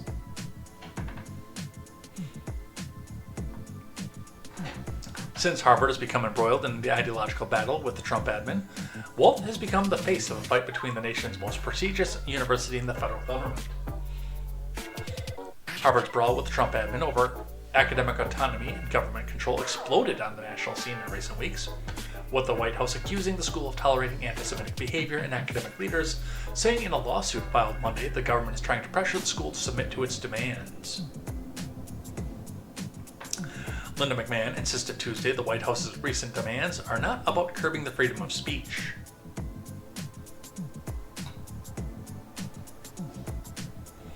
In the wake of the admin's threats, Harvard, an institution that is 140 years older than the U.S. government, has begun touting the life-changing impacts of its federally funded research and spelled out in court documents how the admin's unlawful actions could impact not only the university's employees and students, but the wider American public. So, 140 years older than the U.S. government would put that out to about 1650, which is about the time the Pilgrims started showing up on these shores. I didn't realize it was that old.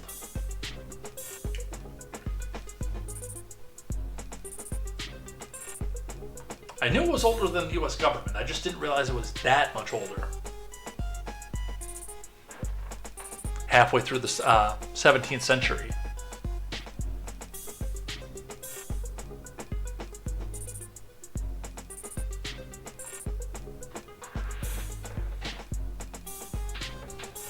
Alright, the quest says the Trump admin lawyers made one mistake in the email and hit send to Harvard too soon, left themselves vulnerable.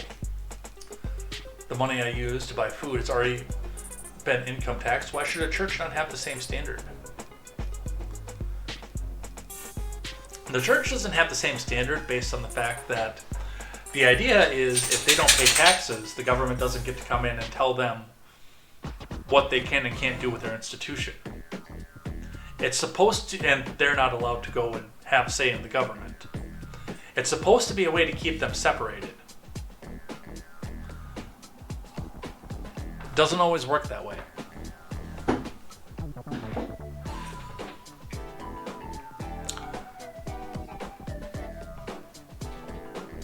Alright.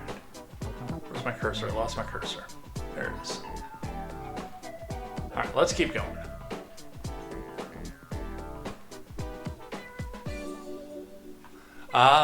From NBC, Harvard's president says the school will not compromise on its rights with the Trump admin.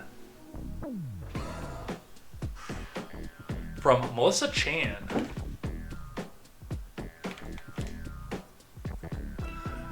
the head of Harvard doubled down on its defiance against the Trump admin on Wednesday, saying the Ivy League school will not compromise on certain issues, despite the federal government's threat to freeze more than $2 billion in funding.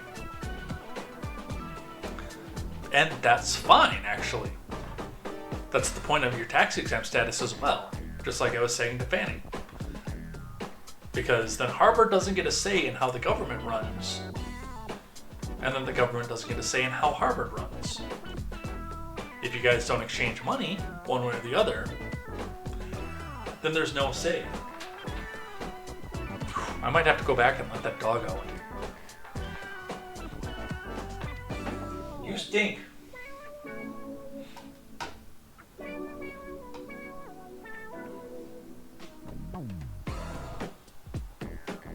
In an exclusive interview with Lester Holt, Harvard President Ellen Garber said the school had no choice but to fight back against what it believes is federal overreach in an illegal attempt by the government to withhold funding as leverage to control academic decision-making. We're defending what I believe is the most important linchpins of the American economy and way of life, our universities, Garber said. So, again, if you don't want the government having a say in what you do on your campus, then turn the money away. Alright, we gotta keep moving. We gotta move on to another topic. We talked a lot about colleges at this point. From WUSA 9, moving on, there was a stabbing in West Potomac this past week, and it went almost completely unnoticed by the news. Teenage boy stabbed at West Potomac High School. From Sophie Rosenthal and Lionel Donovan. A 16-year-old boy, let me turn this down, this is really loud in my ears. A 16-year-old boy was stabbed at a Virginia high school Wednesday morning, Fairfax County Police said, during the fight between three students. A 15-year-old stabbed a 16-year-old inside West Potomac High School at 9:40 a.m., the police said. A student resource officer was on the scene within seconds, Police Chief Kevin Davis said. Emergency medical services responded to the school at 9:50 a.m. for a report of stabbing. When they arrived, they found the teenager with multiple stab wounds. Authorities have said his injuries were life-threatening, but he was brought to a nearby hospital and his injuries have been downgraded to stable. He lived. A spokesperson for Fairfax County Police confirmed a 15-year-old boy is in custody for the stabbing. The student is facing charges for malicious wounding. A third student involved is being interviewed by police, but they're not charging him at this time. No other suspects were outstanding, police said. Superintendent Michelle Reed said students will not be released early. They're in a modified lunch program for the rest of the day, where staff are able to monitor them closely, and students can have access to counseling services if they need. At a press conference, parents questioned why they aren't allowing parents to pick up students at this time. The school system sent out an email to families saying West Potomac is in a stay put, stay tuned safety protocol. Typically, in this protocol, parents and guardians are allowed to pick up their students with proper identification, but at this time, they're not releasing any students. Reed said they're not releasing children to parents until the crime scene has been cleared. Constant text messages from my daughter, "Get me out of here, I'm ready to go," said Bill Beal, the father of a high schooler who witnessed the stabbing. This is more of a lockdown than a stay put. We're still being denied. I still can't go get my daughter. And at the end of the day, I think that's all these parents want is to get their kids and hug their kids. Hug your babies tight.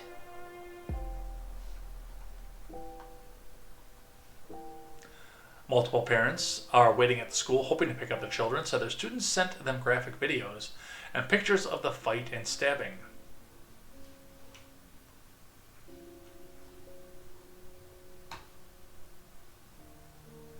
There it is. I get the second video, and the kids on the floor, sangrando, bleeding, said Elaine Fernandez, a mother whose child also witnessed the stabbing. Fernandez attended the press conference as well and said the school admin did not answer her question. She also hasn't been allowed to take her son out of school. We got here and we got no answers, she added. This is just crazy. We get videos from the kids inside. The videos are all over social media of what happened. I have not seen any of those videos yet. Wherever there's chaos in America, it's certain there's a Harvard man in the middle of it, says Thomas Sowell. Per Quest Fanning. Was the 15-year-old a helicopter by chance? Don't know. Yeah, I don't know any details about this one. And this one wound up being very, very hush-hush throughout the night. It's been a couple days at this point. Which honestly tells me that A, there probably was a very, very, very easy determination of who was at fault. It wasn't an ambiguous case like the Austin Metcalf one is.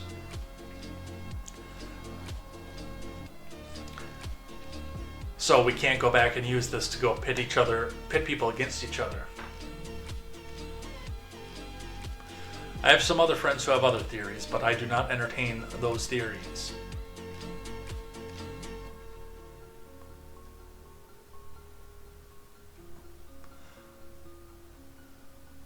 Speaking of Austin Metcalf, from Fox 4, KDFW out of Dallas-Fort Worth. Austin Metcalf's family targeted by swatting call on Thursday, Frisco police said. From Adam Fullerton, Casey Stigall, and Amber Kite.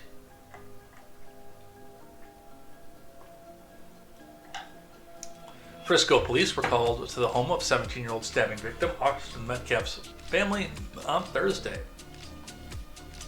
Police later described the call as swatting.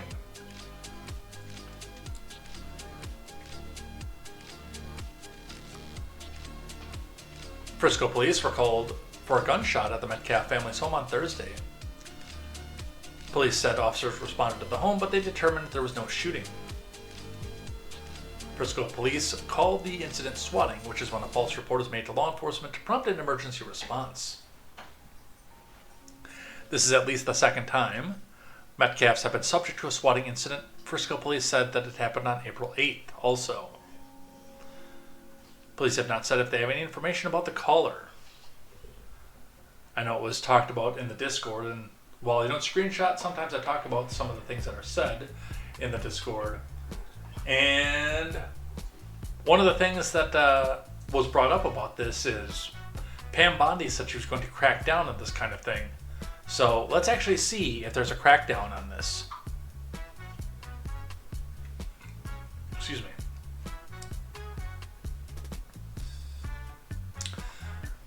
The family of 17-year-old Carmel Anthony spoke publicly for the first time since the stabbings on Thursday. Metcalf's father, Jeff, went to a news conference, but the Dallas police arrived at 11:40 a.m. and asked him to leave. He walked out of the area with them. Metcalf told Fox 4's Casey Stigall that he wanted to hear what was said and did not have any plans to make a statement. Dominique Alexander opened the news conference by addressing the fact that Jeff Metcalf was in attendance, waiting for the news conference to begin. I want to start off this press conference by saying something as a deep note that I can tell America what we see at the beginning of this press conference. The father being at this press conference, these are my words, don't quote anybody, is a disrespect to the dignity of his son. He went on to say, it just shows you all the character. He was not invited. He knows that it's inappropriate to be near this family. Why? Why is it inappropriate to be near this family?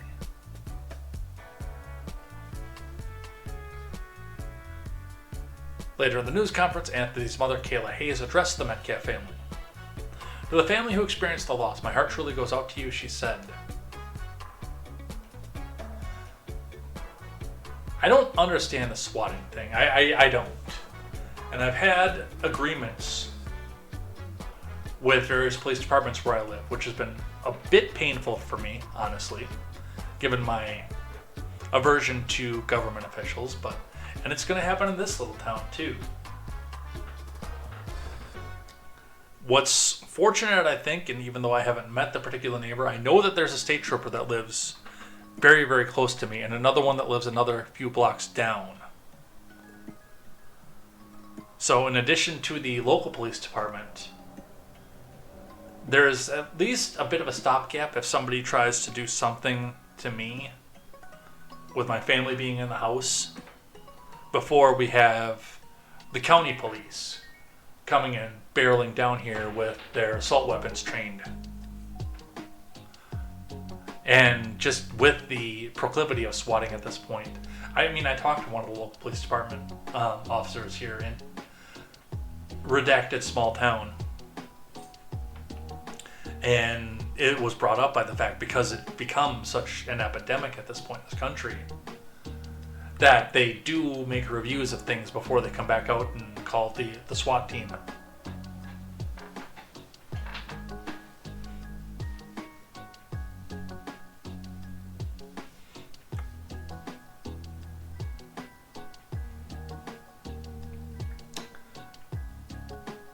But it's attempted murder by any other stretch of the imagination.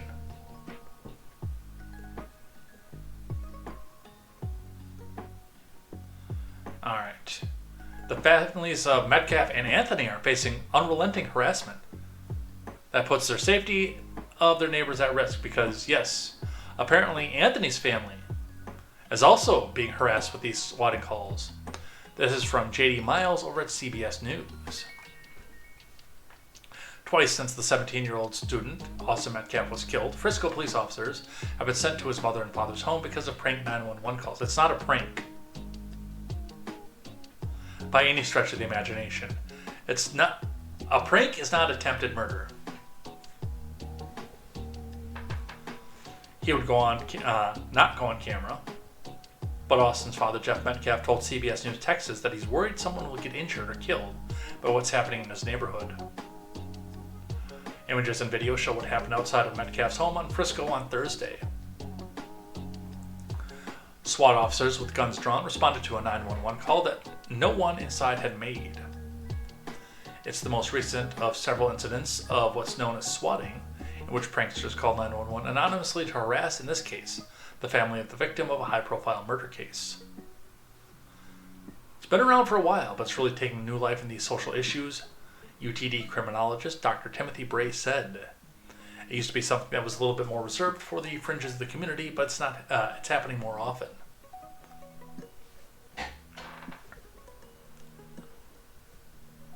Following the swatting incidents, Frisco PD sent CBS News Texas the following statement: "As with any incident like this, our investigators will be looking into it." On Thursday, the mother of Carmelo Anthony, the Frisco student charged with the stabbing death of Austin, revealed that her husband had to take leave from his job because of the harassment targeting his employer. Which, by the way, is also not right. Number one, whatever you think about what's being done with the GoFundMe money, the Give Send Go money, or anything else, Carmelo Anthony's father did not stab a student. He still needs to make a living. Don't call his job. That is a part of the reason, again, why in the Discord, the one rule, the one thing you get banned for is doxing. I'd let pretty much anything else fly. You have to do a lot to get otherwise. To get booted.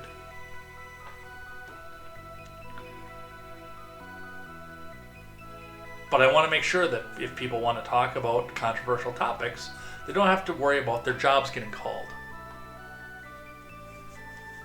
Don't do that. That is crap.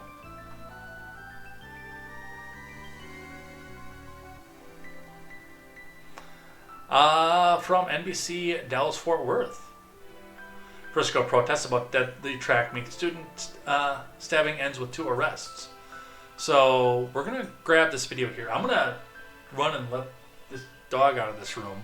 I'll let him outside real quick while they're watching this video. So hold tight. I'm going to put this video up for you guys, and I'll be right back.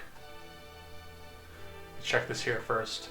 The Metcalfs were being very kind to be there and support the other family harmed by the stabbing. They acknowledge that Anthony's family is harmed by his actions, as well are suffering. Meanwhile, all I see is the escalating fancy houses. Well, and again, a part of the reason for that is because they want us to be at each other's throats. They want you to see the big GoFundMe and then the nice car and the nice house, because then you think he's cheating the system, he's taking advantage of people, and he should be punished. Quest says if you SWAT, you should be charged with a crime you allege was happening. That's part of the problem, though, is that they can't find the people who are doing it, or the full extent of the risk you put the victim in, charged with attempted murder. All right. Be right back for this on the Instagram side. I'm going to turn the camera off, and on here we're going to watch a video on the YouTube and the main channel side. So hang tight.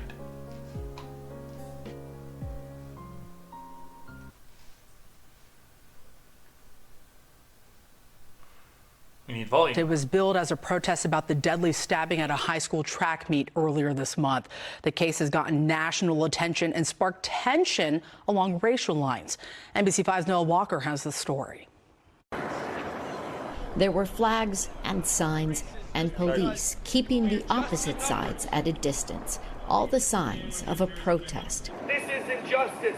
A group calling themselves Protect White America held the small protest, which was led by Jake Lane, who received a pardon for January 6th, and Philip Anderson of Mesquite, whose January 6th case was dismissed. They live-streamed outside the stadium where high school track athlete Austin Metcalf was stabbed to death, calling for his accused killer, Carmelo Anthony, who was released on bond, to be sent back to jail to await trial. Anthony told police it was self-defense. Today I went because I saw a flyer that had Austin's face on it. Bruce Carter said he went to the protest after talking with Metcalf's father, who he says did not know about or agree with the protest. I think that people have lost humanity, and that's a problem.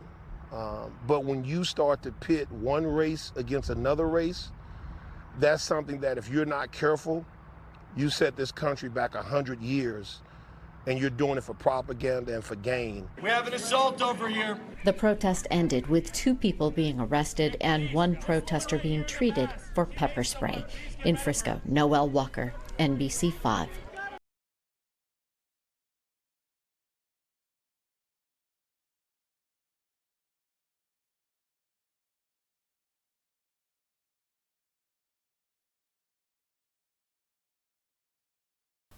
Helps if I turn my microphone back on. Anyway, as far as this goes, no, I don't want to watch about the deadly storms either. I did catch some of this based on the fact that I was coming back about the time that I was finishing up. But as far as the protest goes, and when I looked at that, the first thing that came out of my mind was, it's a trap. It's unfortunate right now, too, that, I mean, we can't have any real protests against the government if you are not an outright communistic progressive at this point.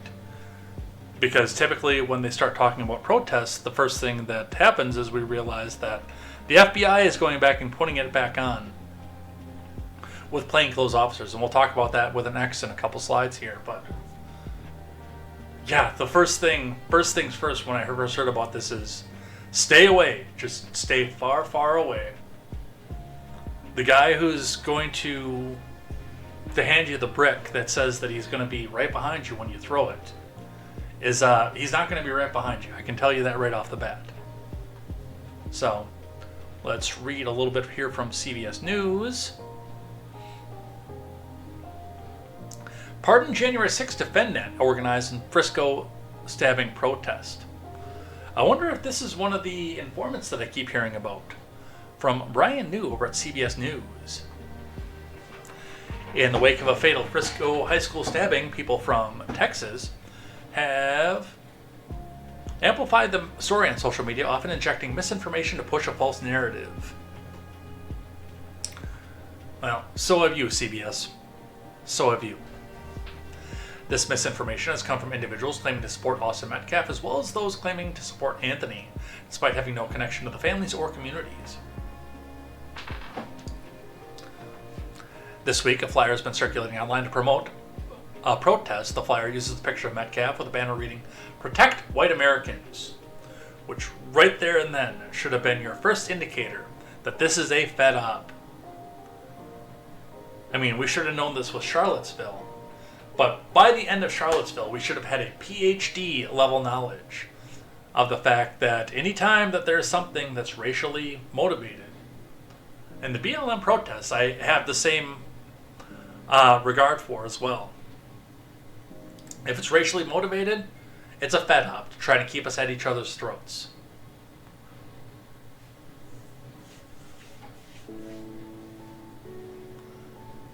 The organizer of the protest, according to the flyers, Jake Lane.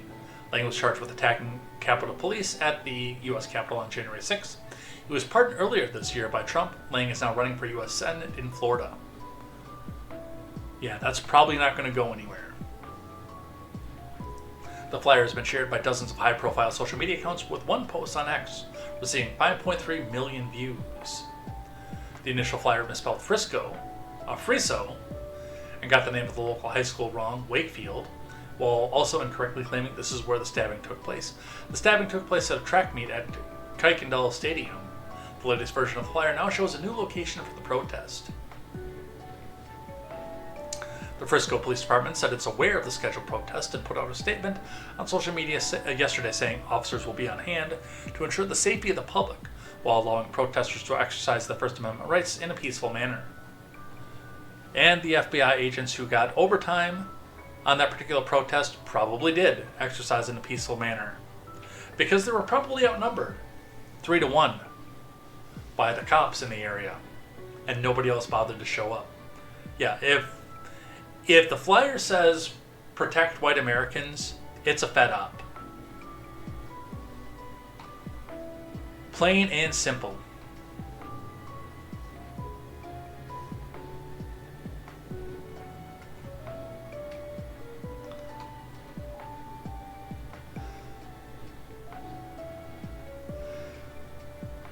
I like this one here too. That's the reason that I talked about this. Yo, white supremacists love fantasizing about a race war, but couldn't even get 15 people to show up to a rally promoted by pro-white pages, aka FBI pages. With millions of followers, all that tough talk online, but in real life, you're just Wi-Fi warriors with no spine. This is another Fed, by the way.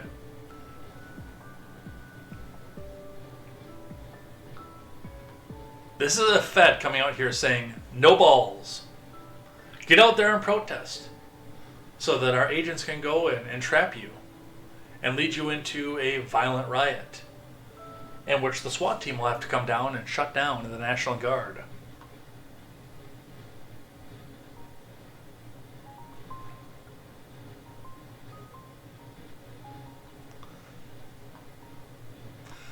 From the New York Post, Austin Metcalf's dad, trashes Protect White Americans protests who held rally for slain teen. They don't give a crap about my family, said by Jared Downing. Are we over the 2-hour mark yet? I feel like I'm over the 2-hour mark. The father of Austin Metcalf slammed protesters who held a rally against his son's accused killer, calling them race baiters who want to spew their narrative for their own agenda. No, that's not what they want to do. They want to pull in the people who want to spew their narrative for their own agenda so they can slap cuffs on them. Oh, look at that! One of the people who is allegedly pepper spraying a protester is wearing dark sunglasses and a mask that didn't get pulled off during his arrest. He's going to go out and get released later on. There's not going to be a trial. Fed.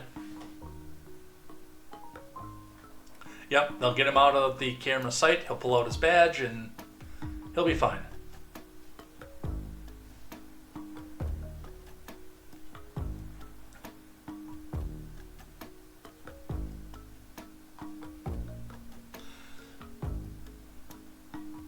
Organizers from a group called Protect White Americans condemn local authorities for supporting what they call anti-white hate and anti-white violence by releasing Anthony, who's black, on bond.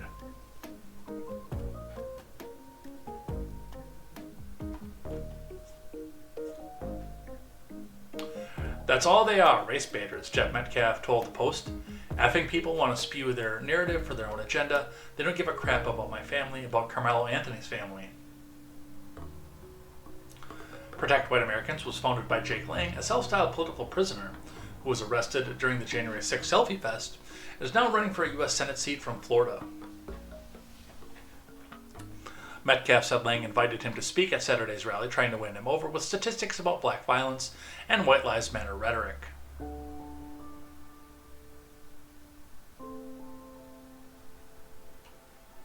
Yeah, this has Fed written all over it. This one glows in the dark, you guys.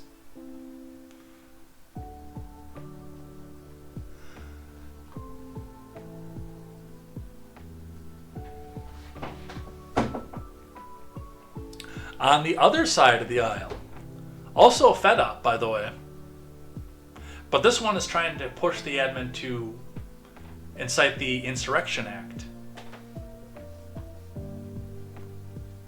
It's organized and paid for by the same people.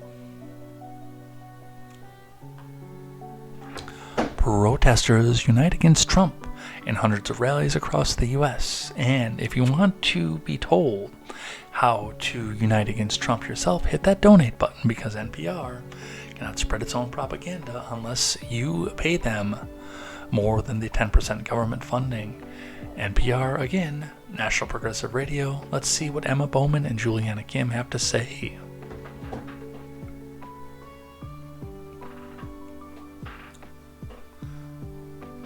Protesters turned out to demonstrate against the Trump admin in cities across the U.S. on Saturday, with organizers hoping to seize on what they say is a growing resistance to anti-democratic policies. Hundreds of protests, rallies, and other actions against the Trump admin are taking place in cities across the U.S. this weekend. Oh, I got hiccups. In D.C., hundreds of protesters gathered in Lafayette Square outside the White House on Saturday. Not the thousands that Andrew Wortman was saying that he was going to get. By the way, some of the paid shills over on X were outright saying that this was going to be they were going to seize control of the military and storm into the White House and drag Trump out in cuffs. Those posts have since been deleted, by the way.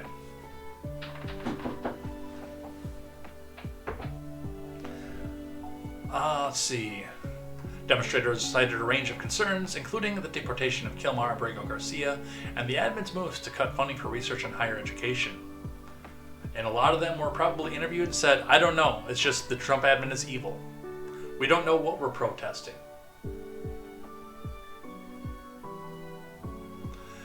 Michelle Willis, a paraeducator from New Bedford, Mass., drove to D.C. on Friday with her 2 children. We have to speak out and we have to stand up, and you have to keep people energized, she said. Willis, who is concerned about funding cuts to education and mass deportations, said she's been to a half a dozen protests since Trump took office. She plans to keep showing up.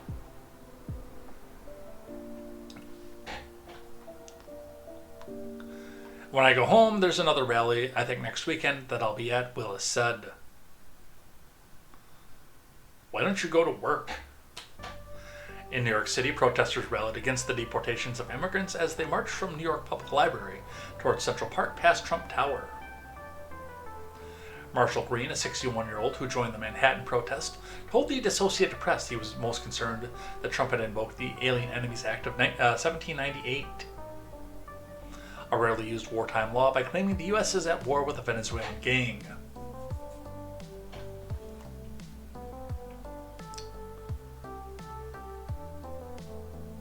Oh look, it's in German. Because of course it is. Congress should be stepping up and saying, no, we're not at war. You cannot use that, said Green, a resident of Morristown, New Jersey. They could, but then they would have to take back the ability, not the ability, but they would have to take back the requirement that they're the ones that wage war. Congress abdicated that, remember? Under the Bush years, remember?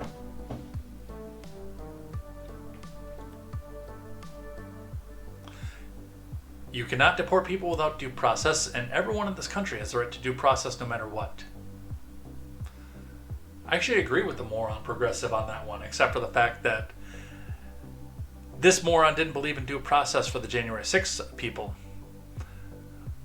He didn't really believe in due process, I would bet, for the people who refused the vaccine either. The Supreme Court on Saturday temporarily blocked the Trump admin from deporting immigrants under the act. We'll talk about that a little bit later. At a rally in Lexington, Kentucky, protesters called for no kings, demonstrated across the street from the federal courthouse. Sue Finney, a retired social studies teacher, held up a sign that said, "History cannot be whitewashed. America includes all of us." I want to say that we can't erase history, Finney said. We have to stand up for those who are not being treated with justice.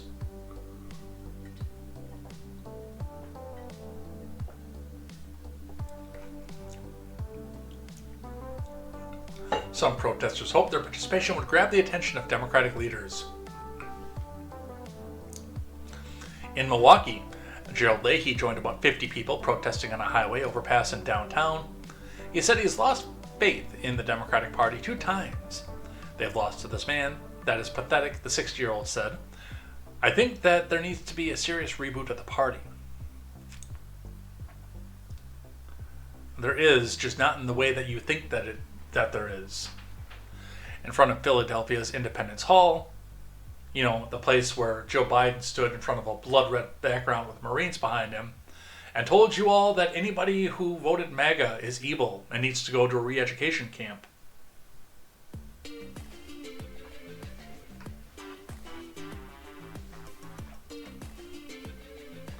Kim Jordan, 45, expressed disappointment with what she said was the Democratic Party's lack of planning to challenge Project 2025's objectives. She's a Democrat and said it's difficult to talk to people about voting for Democrats because many people feel the party is not listening to them. The Philadelphia No Kings rally, which drew hundreds of protesters, made references to the city's reputation as the birthplace of American democracy and the fact that Saturday marks 250 years since the start of the American Revolutionary War. So, a lot of protests, but not the turnout that we had just a month ago, which is a bit weird because it's warmer out at this point.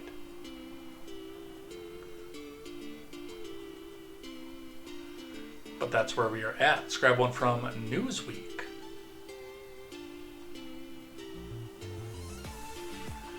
This was the funny one. And again, this is where I kind of knew when they're kind of telling on themselves here. They're doing this over and over again because they want to get the Insurrection Act cited, because then they can come back and start screaming dictator, dictator, dictator over and over again.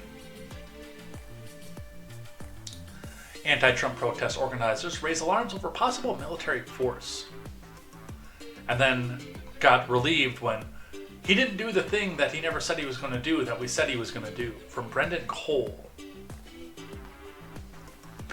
The organizers of U.S. protests against President Trump and his policies have warned that demonstrators could face a tough clampdown by the authorities. Grassroots group 5051, which is promoting nationwide demonstrations on Saturday, issued the warning on the Blue Sky social media platform, on an echo chamber where they can't be challenged, by the way. The group said the Trump admin could misrepresent the aims of the actions to justify the use of military force. Well, they've been saying that since the St. George protests. Newsweek has contacted the White House and 50501 for comment. No, there is not going to be military force against these people. Unless they start tearing down federal buildings like they did in the St. George rallies. They'll go out, they'll do nothing, nothing will be done, they'll all go home, and the next one will have even fewer people in it.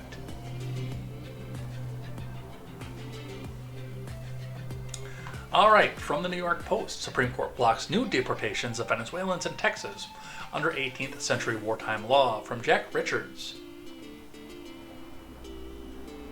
I remember when MAGA and Republicans said that they wanted entirely originalist jurists to interpret the Constitution the way that it was supposed to be interpreted, rather than by the whims of whoever the executive was.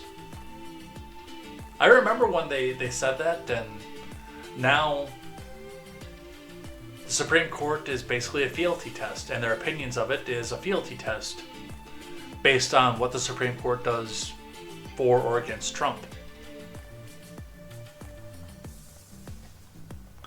I guess it shouldn't surprise me since, as I've said before, a lot of MAGA is former Democrats.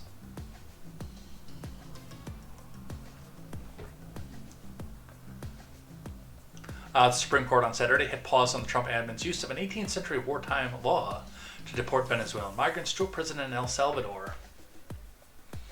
In a 7-2 emergency order just after midnight, the justices temporarily blocked deportations under the Alien Enemies Act, which Trump invoked last month, citing the Venezuelan gang Tren de Aragua as evidence of an invasion. The ACLU filed an urgent appeal on Friday, warning another wave of deportation flights was imminent. The government is directed not to remove any member of the putative class of detainees from the U.S. until further order of this court, the order said. The hold only applies to migrants detained in North Texas, though other judges have separately paused deportations in New York, Colorado, and South Texas. At least two Republican-appointed justices, Thomas and Alito, dissented from the rest Alito said he planned to release an additional statement later on. The legal fight builds on the narrower April 7th ruling, where the justices voted 5-4 to let deportations continue, but only if migrants are given a notice, a chance to challenge a removal in court, and their cases are filed in the jurisdiction where they're held, not D.C. But my question here is,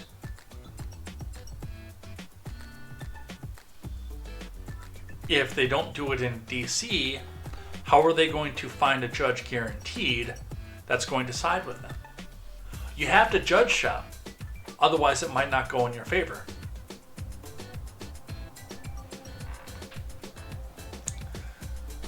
Over 100 migrants have already been deported.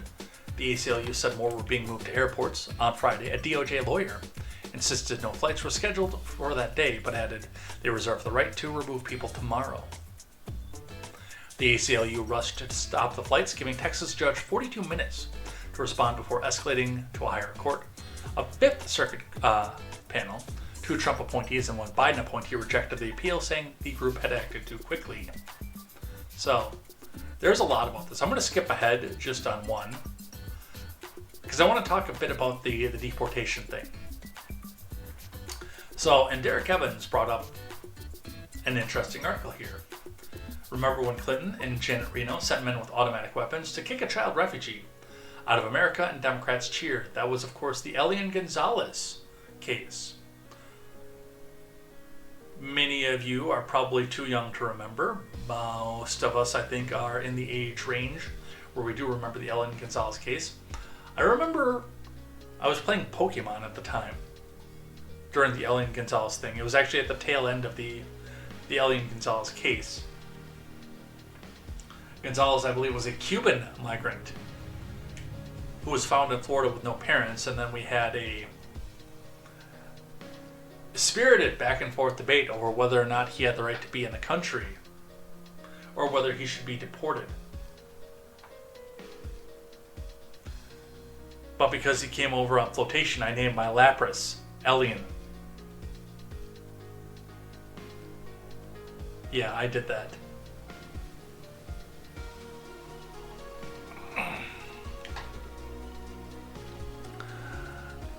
But that's the problem, and that's one of the things that I've noticed over the first Trump administration, more or less so, but this administration more so, is a lot of the positions that Trump is taking, and he's a lifelong Democrat from New York.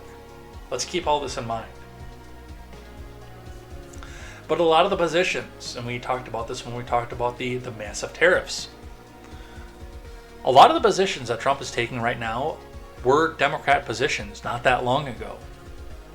It was the default Democrat position to want to curb illegal migration, because the factories that the unions controlled could come back and hire these illegal migrants for 10 cents on the dollar, and if they complained about it, then, hey, there's ICE, you're deported. Well, it was CBP. No, it wasn't it was Border Patrol. INS was what it was at the time. Hey, here's INS. You're deported. Anybody else want to complain? So deportation and closing the border was a Democrat position. Tariffs, again, because of the union influence. Tariffs and protectionism, Democrat positions.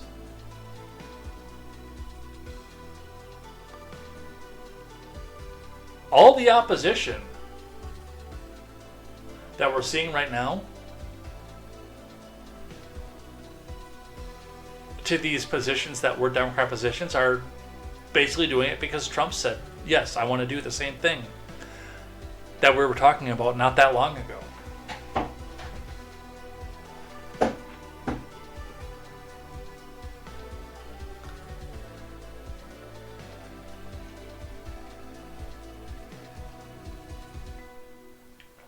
But anyway, that's what's happening with the migrant flights. I hate the fact that the Supreme Court is basically, and it's on a fealty test.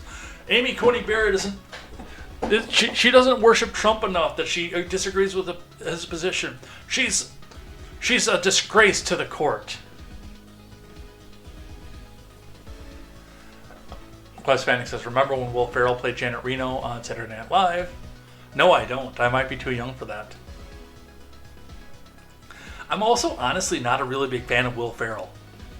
I know that's an odd position to take in my age group, but I never liked Will Ferrell. I didn't think he was that funny. Other SNL people from that time period I liked, but Will never clicked with me. Part of the reason, even though I can quote some of the Anchorman stuff, I've never seen Anchorman. I don't like Will Ferrell that much. The Money's class has moved to the DNC. It's also correct. Pritzker! Illinois Governor Pritzker acts against El Salvador over Kilmar Abrego's detention. From WGN. John Clark reporting. Illinois Governor J.B. Pritzker announced the state will take punitive actions against the country of El Salvador for holding Kilmar Abrego Garcia in custody. What are you going to do? Go send the Illinois State Patrol down to El Salvador and arrest the president of El Salvador? Really? The U.S. Constitution guarantees due process. We're witnessing Trump erode the fundamental constitutional rights in real time, and we must fight to restore the balance of power, said Pritzker. The state of Illinois will stand up for the rule of law and do everything in our power to stop the Trump admin from ripping apart our most basic rights. Garcia, an accused MS-13 gang member, was deported from Maryland to his home country in March, despite a 2019 court order barring his deportation to El Salvador due to fear of persecution. A federal judge said Tuesday that the Trump admin is ignoring court orders, obstructing the legal process, and acting in bad faith by refusing to provide information about the steps they have taken, if any, to free Garcia from an El Salvador prison.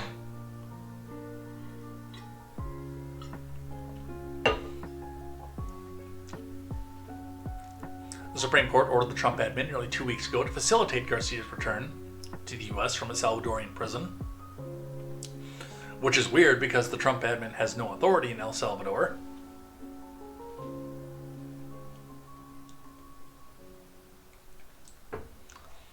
Rejecting the White House's claim that it couldn't retrieve him after mistakenly deporting him.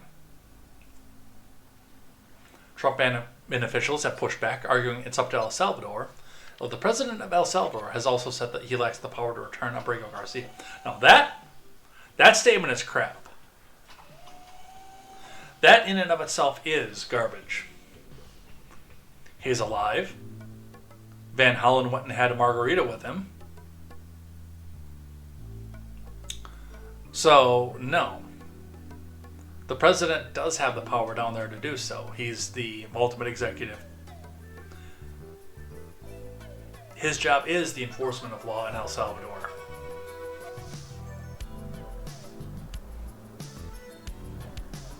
Pritzker has asked the Illinois State Board of Investment, the state university's retirement system, and the teachers' retirement system to review any investments in companies controlled by El Salvador with the purpose of withholding investments to these companies. The government is also directing the Illinois Department of Central Management Services to identify state contracts with companies that are controlled by El Salvador with the purpose of stopping them. Let's be realistic. What companies in El Salvador are we actually invested in anywhere in this country?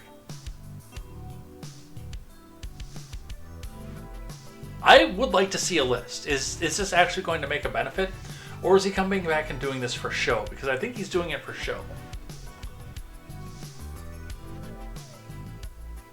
Like, seriously, what authority do you have? And I know that, yes, this has changed, and we figured out that this is going to be basically a financial sanction on them for a country that we don't do a lot of trade with to begin with in this country.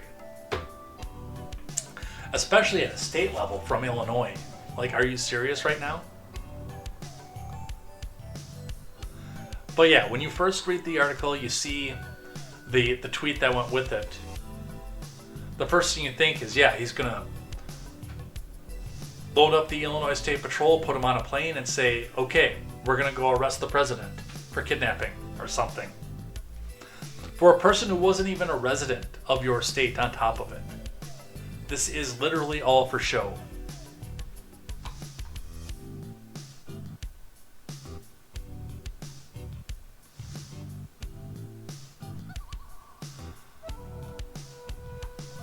Now, with some of the things that are coming out about Abrego Garcia, I do think that a lot of the Democrat tide is turning on him. I think for decent reason. I don't think for a good reason, but for decent reason, because a lot of what's going on there is domestic abuse that was adjudicated, criminality that was adjudicated, and they're finding out that there actually probably were some MS-13 gang ties to this, but fear not, there was a backup plan. Judge orders the return of second migrant deported to El Salvador.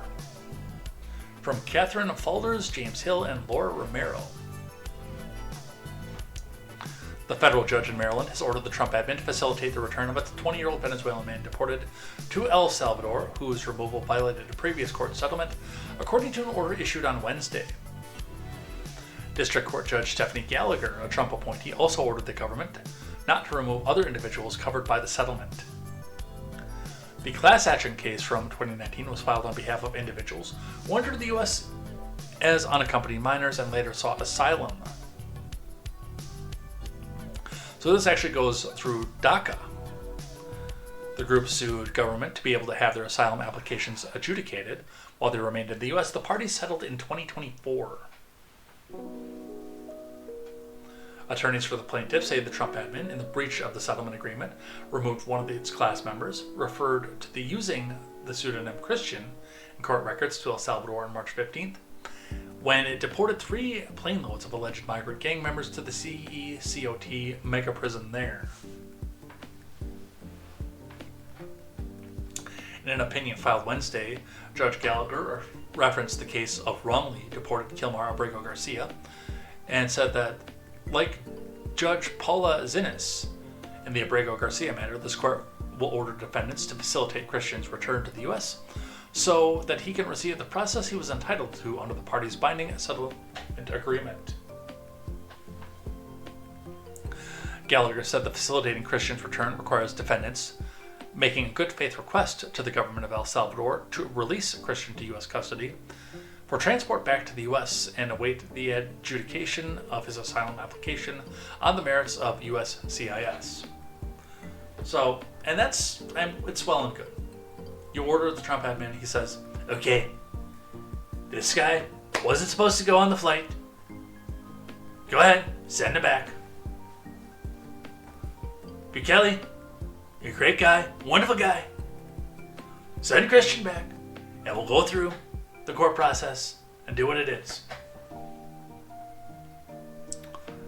And Bukele is under no obligation to do so.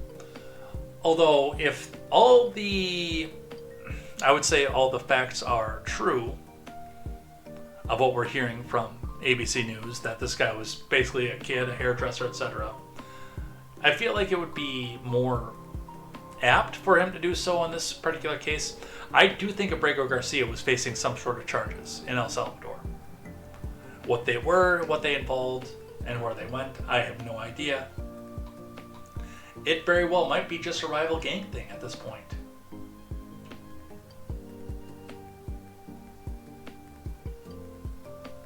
But, I mean, that is between them. And we'll see what happens with that.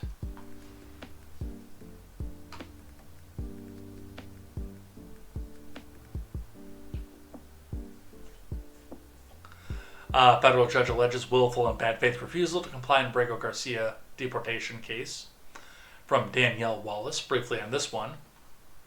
A federal judge in Maryland accused the Trump admin of willful and bad faith refusal to comply with court orders in the case of illegal immigrant and suspected MS-13 gang member Kilmar Abrego Garcia's deportation to El Salvador. Paula Zinnes, who was nominated to the bench by Obama, accused the Trump admin of obstructing the legal process and refusing to provide information about the steps they have taken. if any, to free Abrego Garcia from Salvadoran custody and return him to the U.S. For weeks, defendants have sought refuge behind vague and unsubstantiated assertions of privilege, using them as a shield to obstruct discovery and evade compliance with this court's orders, Zinitz wrote in an 8-page order. Defendants have known, at least since last week, that this court requires specific legal and factual showings to support any claims of privilege, yet they have continued to rely on boilerplate assertions. That ends now.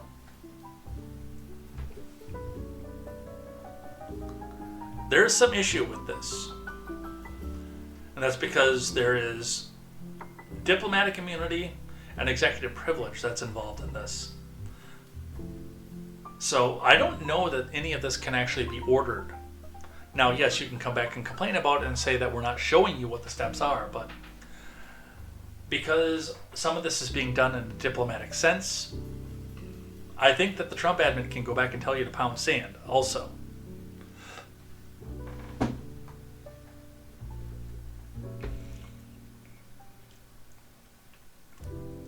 If defendants want to preserve their privilege claims, they must support them with the required detail. Otherwise, they will lose the protections they fail to properly invoke, the judge added. She gave the admin until 6 p.m. Wednesday, so yesterday, to provide those details. And then, of course, the question I always ask in a situation like this is, for what?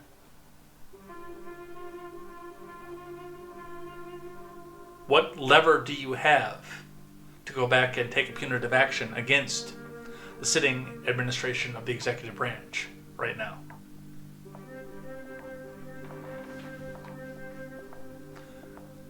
Oh, we're going to be talking trade with Norway here fairly soon. I understand that judge's frustration in this. I'm a bit frustrated myself because I want to see what the actual end and outcome is this, because, well, basically we're just using this guy and his wife for political capital at this point. But I do understand that there's basic steps that are protected from diplomatic immunity, from the courts through diplomatic immunity. That's a better way to phrase that.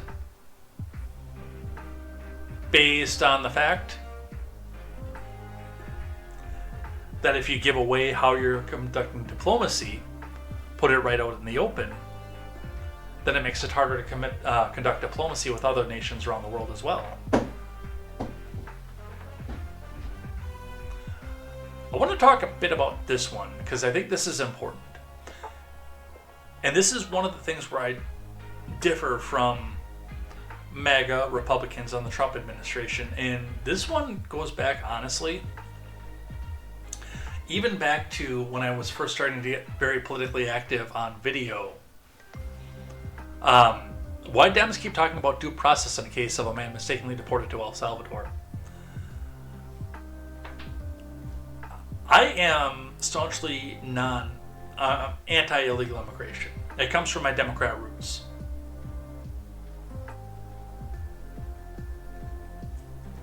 I differ from libertarians in this aspect as well. But again, it comes out of my Democrat roots and yes, there's a level of protectionism that goes with that as well.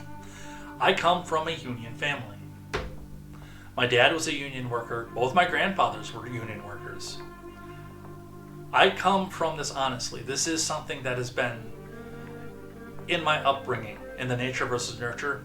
Even though I stand staunchly against unions at this point, a lot of the reasoning that they had for some of the policies they supported at the time still make an absolute amount of sense to me, and one of those is illegal immigration. But with that being said, where I stand staunchly against MAGA in this is, I look at the Bill of Rights, the first 10 amendments of the Constitution, that are unwavering, that these are rights that come to you just for the virtue of being born. Not for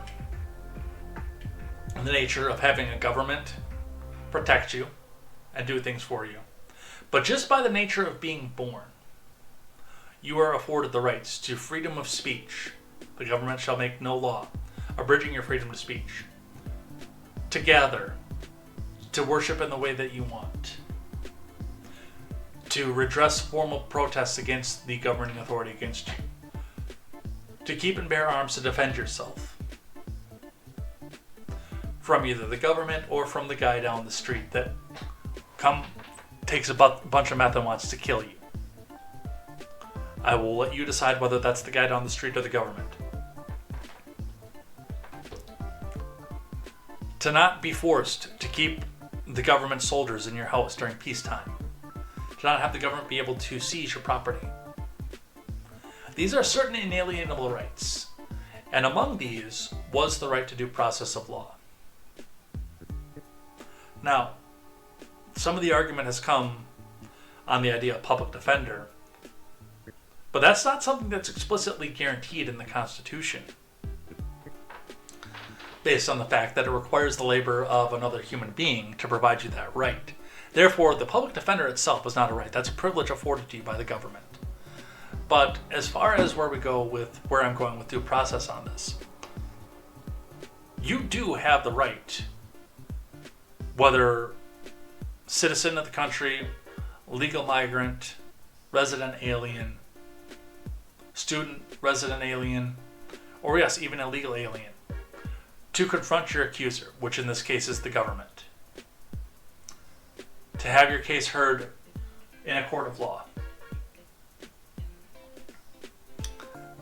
If we start going on the idea, and this is what frustrates me with MAGA on this, who are very, very right in their idea that we should do something to curb illegal immigration and push deportation.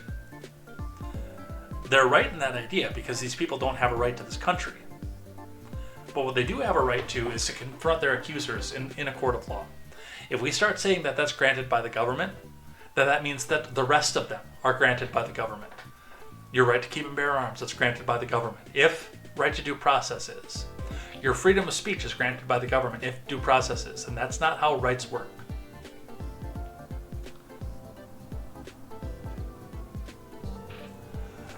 So that's why Dems keep talking about due process. Now, for them, this is strictly on political lines.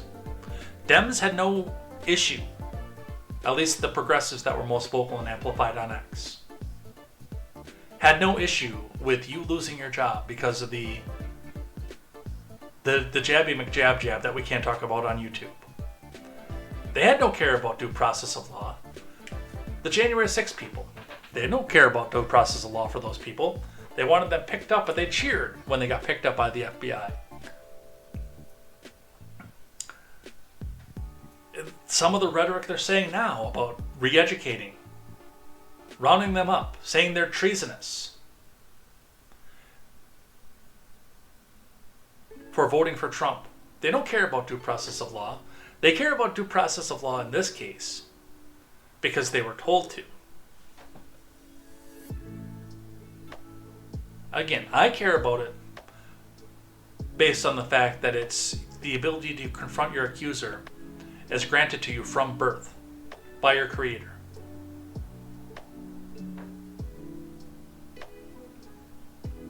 If you want the public defender, then yes, that is a privilege afforded to you by the government. And I am in support of the immigration, the illegal aliens having to hire their own attorneys off of that. We don't guarantee public defense for people who are not citizens of this country. But we should be guaranteeing them the right to confront their accuser, the government, in a case like this. That's what due process is. And I surely don't want to see the right to keep and bear arms, the right to freedom of speech, to go away because suddenly everything is granted by the government.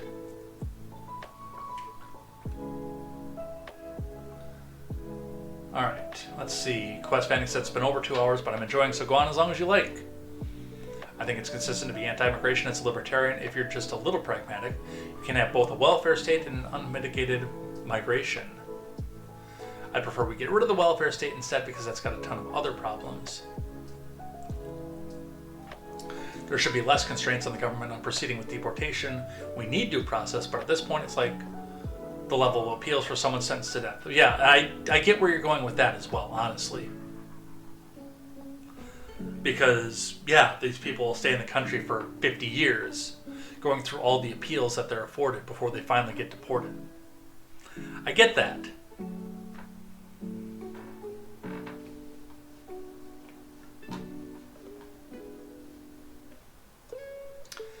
Hell, I didn't have to go into the article to even talk about that part.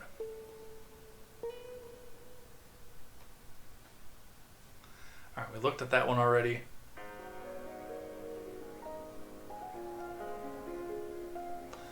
Alright, I guess let's do foreign policy. Because we've reached that part of the morning. Even though we're running out of morning in a hurry here. From CNN, Russia launches deadly aerial barrage on Ukraine as U.S. pushes for peace plan.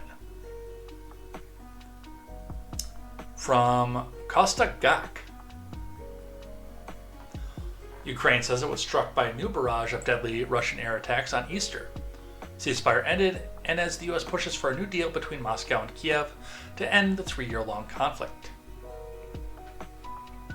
At least 3 people were killed and several wounded in Russian attacks on southern Kherson region, said the head of the Regional Military Administration, Alexander Prokudin. Blasts also rocked the nearby southern port city of Mykolaiv early Monday, according to its mayor, with air alerts issued for several eastern regions. Explosions were heard, Mayor Alexander Sienkiewicz said on Telegram. It was not immediately clear whether there were any casualties or the extent of the damage. Meanwhile, at least 4 people were wounded in the eastern Donetsk, according to the head of the regional military admin, Vadim Filashkin. The attacks came hours after the expiration of an Easter ceasefire called by Russian President Vladimir Putin, which both sides accuse each other of violating. The surprise truce came after the U.S. on Thursday submitted the latest proposal in its so far fruitless efforts to broker a peace deal between the Ukraine and Russia. Part of the proposal submitted to Kiev and its European allies at high-level talks in Paris would see the Trump admin ready to recognize Russian control of Crimea, which Moscow annexed in 2014, an official familiar with the framework told CNN. Crimea in southern Ukraine has been under Russian occupation since it was illegally annexed, and any move to recognize Moscow's control of the peninsula would reverse around a decade of U.S. policy. The U.S. proposal, which has also been submitted to Moscow, would also put a ceasefire in place along the front lines of the conflict, the source said. Little Marco Rubio, warned Friday that the U.S. was ready to move on from efforts to bring peace to Ukraine within days, if there were no tangible signs of progress. Trump offered more optimism, saying in a Truth Social post on Sunday that hopefully Russia and Ukraine would make this deal. He didn't specify what type of deal might be agreed to. So, and there are a lot of things that I think, well, again, we're sitting in the situation that the leftists, especially, and the war hawks on Twitter have been told that they need to be angry about. They don't necessarily violate any of the U.S. interests at this point, but they were told from the beginning that they need to be angry about this, and a lot of this comes on the heels of we're on 10 years of Putin man bad, Putin puppet. These people have been told that Putin is the source of literally every one of their problems. So anything that goes even remotely in his favor is Donald Trump giving away the entire world to Vladimir Putin because he's being controlled by him. Yes, these are things that are constantly brought up. And we'll get some of the details of this, but I mean, we go right in and hear from Axios, Trump's final offer for peace requires Ukraine to accept Russian occupation. From Barack Ravid.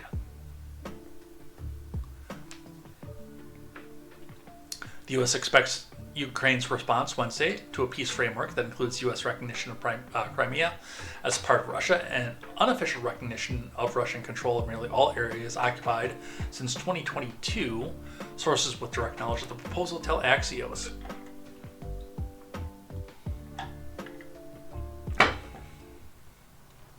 The one-page document the U.S. presented to Ukrainian officials in Paris last week describes this as Trump's final offer. The White House insists it's ready to walk away if the parties don't make a deal soon. Trump's proposal would require major concessions from Ukrainian President Volodymyr Zelensky, who previously ruled out accepting Russia's occupation of Crimea and parts of 4 regions in eastern Ukraine. And while Putin has reportedly offered to freeze current front lines in order to reach a deal, he has previously rejected other elements of U.S. framework, such as European peacekeeping force on Ukrainian territory. A source close to the Ukrainian government said Kiev sees the proposal as highly biased towards Russia. The proposal says very clearly what tangible gains Russia gets, but only vaguely and generally says what Ukraine is going to get.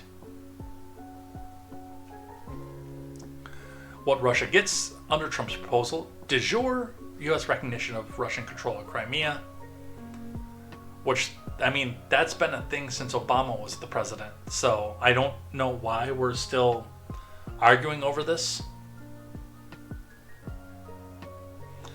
De facto recognition of Russia's occupation of nearly all of Luhansk Oblast and the occupied portions of Donetsk, Kherson, and Zaporizhzhia. A promise that Ukraine will not become a member of NATO. The text notes that Ukraine could become a part of the EU. The lifting of sanctions imposed since 2014. Enhanced economic cooperation with the U.S., particularly in the energy and industrial sectors. So, and they give us a map. So we have, I mean, this is the border of Ukraine as it stood before, with Crimea being a part of Russia since the Obama admin. So we have Russian occupied territory, we have territory retaken by Ukraine since September 1st of 22, and we have areas of Ukraine's advances into Russia. Which I don't understand why we have Ukrainian advances into Russia, based on the fact that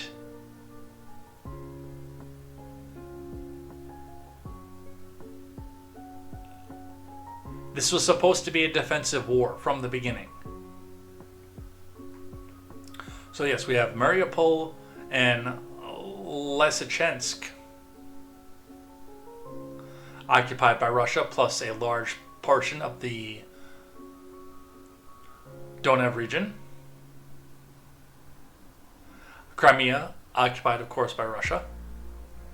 What Ukraine gets under the proposal: a robust security guarantee involving an ad hoc group of European countries, and potentially also like-minded non-European countries. The document is vague in terms of how its peacekeeping operation would function, as it does not mention any U.S. participation. Now, with this being said, and I know that again, Axios is a far, far, far left organization, so they're going to paint this as the U.S. is just going to abandon the Ukraine after this because Trump man bad, orange man bad. But realistically, if Congress were to come out and actually hash out a treaty with Ukraine and actually make us an ally, not just our greatest ally, as our leftoids like to come back out and say, then that would be a more concrete example of what the peacekeeping operation would be. And that would be something I would accept and see at this point. I'm not 100% full of anti-Ukraine. But what I do see off of this is the president can't unilaterally come out and promise U.S. involvement in something. We do have to have a treaty signed by Congress and offered to the Congress of the Ukraine and Kiev.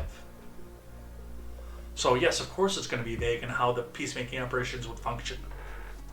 The return of a small part of Kharkiv Oblast that Russia's occupied.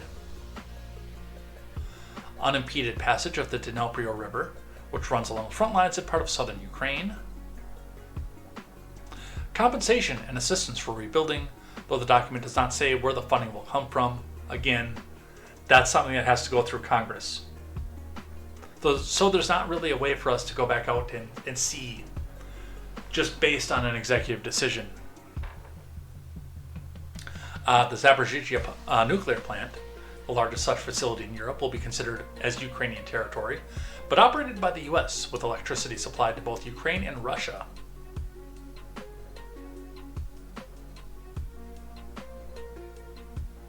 Not 100% sure how I feel about that one. The document references the US-Ukraine minerals deal, which Trump said will be signed on Thursday. The plan was drafted under Trump's envoy Steve Witkoff when he met with Putin for more than 4 hours last week. After the plan was presented, Putin offered to pause Russia's invasion along the current front lines as part of a potential deal, the FT reports. So, all in all, I think it's fairly boilerplate. And again, I don't know myself. Just looking at this map here, this is a very mountainous region. Given the fact that Belarus is a puppet state of Russia currently, if the intent was to take all of the Ukraine, then I don't know why they would start here instead of just coming straight down here, taking Kiev and calling it a day. This would have all been done by 2022, we'd been done. I do still believe, and this is not coming from any MAGA narrative or anything else, because most of them haven't concepted of this. I believe, sincerely, that this section of the Ukraine petitioned Kiev for independence because they didn't like what the election was, they didn't like this, they didn't like that. They petitioned for independence, they were told no, so then they petitioned Moscow for help in their revolution. And that's what this whole thing is. Because given the layout, given the distances that had to be traveled, that's the only thing that makes any sense at all. I've played StarCraft before. I know how to go back and organize your assets if you're trying to take a particular base or command area. And this ain't it. I mean, even if Belarus wasn't a puppet state, start from here if you want to take the whole country.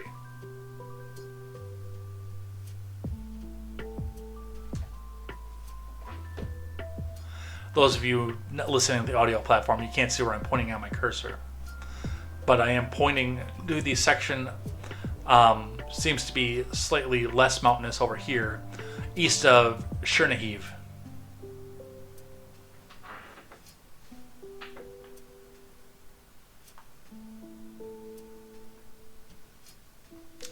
From CNN, Trump slams Zelensky for refusing to recognize Russian control of Crimea. From Todd Simons, Rob Pichetta, and Kylie Atwood.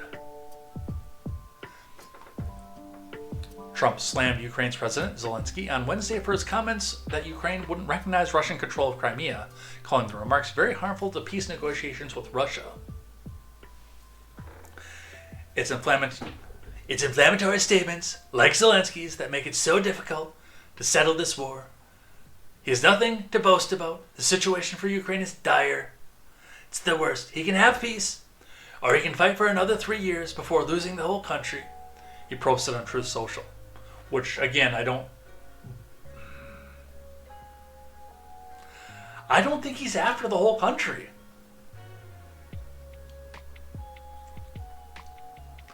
I had a great soccer buddy who was a Belarusian. He does not like how his country has evolved politically and often expressed concern for his mother.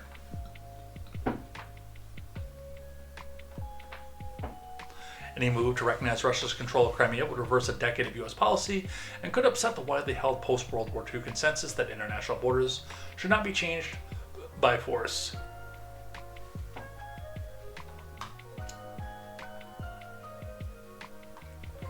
Trump's comments came after a meeting in London aimed at bringing about an end to Russia's war in Ukraine had been downgraded after U.S. Secretary of State Marco Rubio said he wouldn't attend.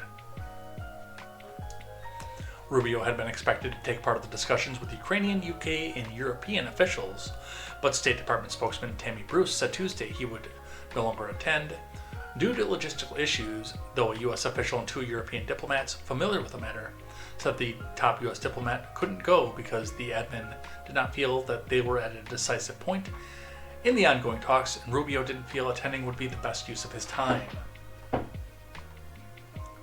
So, there's going to come a point where we are going to have to sit back and recognize the Russian control of Crimea.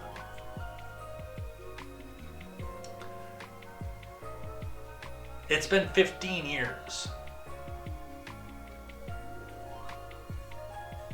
Of course, the war walrus here, Bolton on Trump. His favorite is not Russia. His favorite is Putin. That guy is just itching to go to war. And we have from one of the paid influencers on X, it's not a peace plan. It's Trump delivering every single item on Putin's wish list that he agreed to provide in exchange for Russia, putting him in the White House in 2017. And this person thinks that you wear a tinfoil hat. Trump is a traitor to the U.S. who has never been legitimately elected president. Again, from somebody who thinks that you are an election denier and wear a tinfoil hat.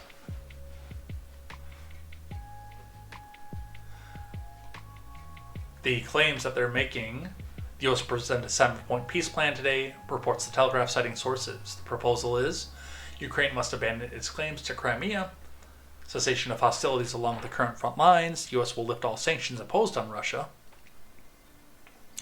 The Zaporizhzhia power plant will be transferred to the U.S. The U.S. will begin energy cooperation with Russia.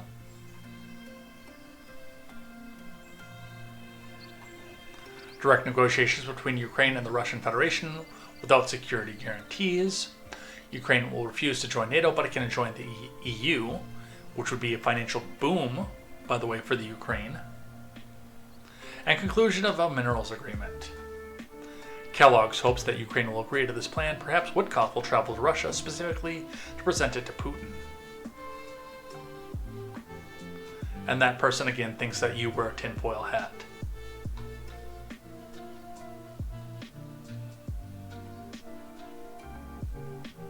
Alright, that's my foreign policy presentation. Let's talk about a little bit more domestic policy. Then we're going to have to head out of here at some point. The weekly notice is on. I can see it over here in the corner.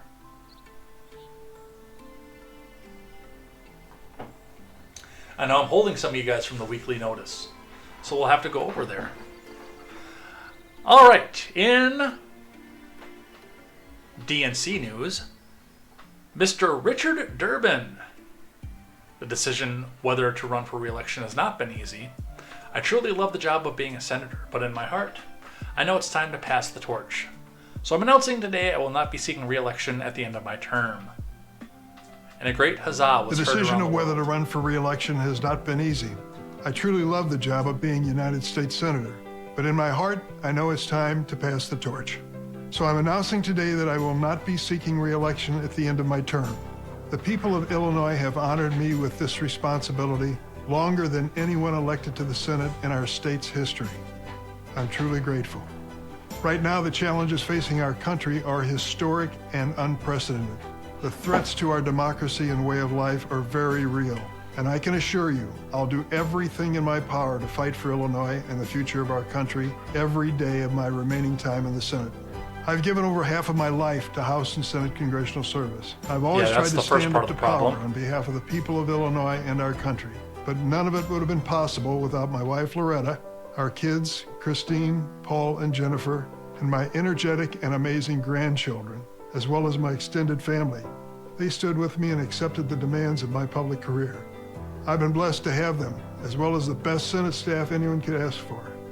My Senate colleague, Tammy Duckworth, is a trusted friend and an effective leader. She'll be a real asset to Illinois and the nation as our state's senior senator.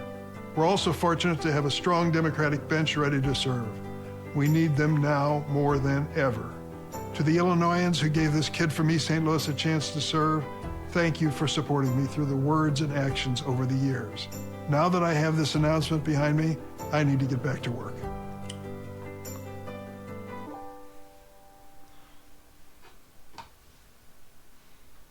Good riddance.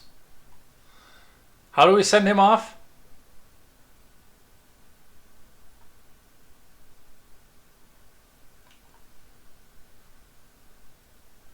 Hang on, there's an advertisement on this one. I don't know why, but there is.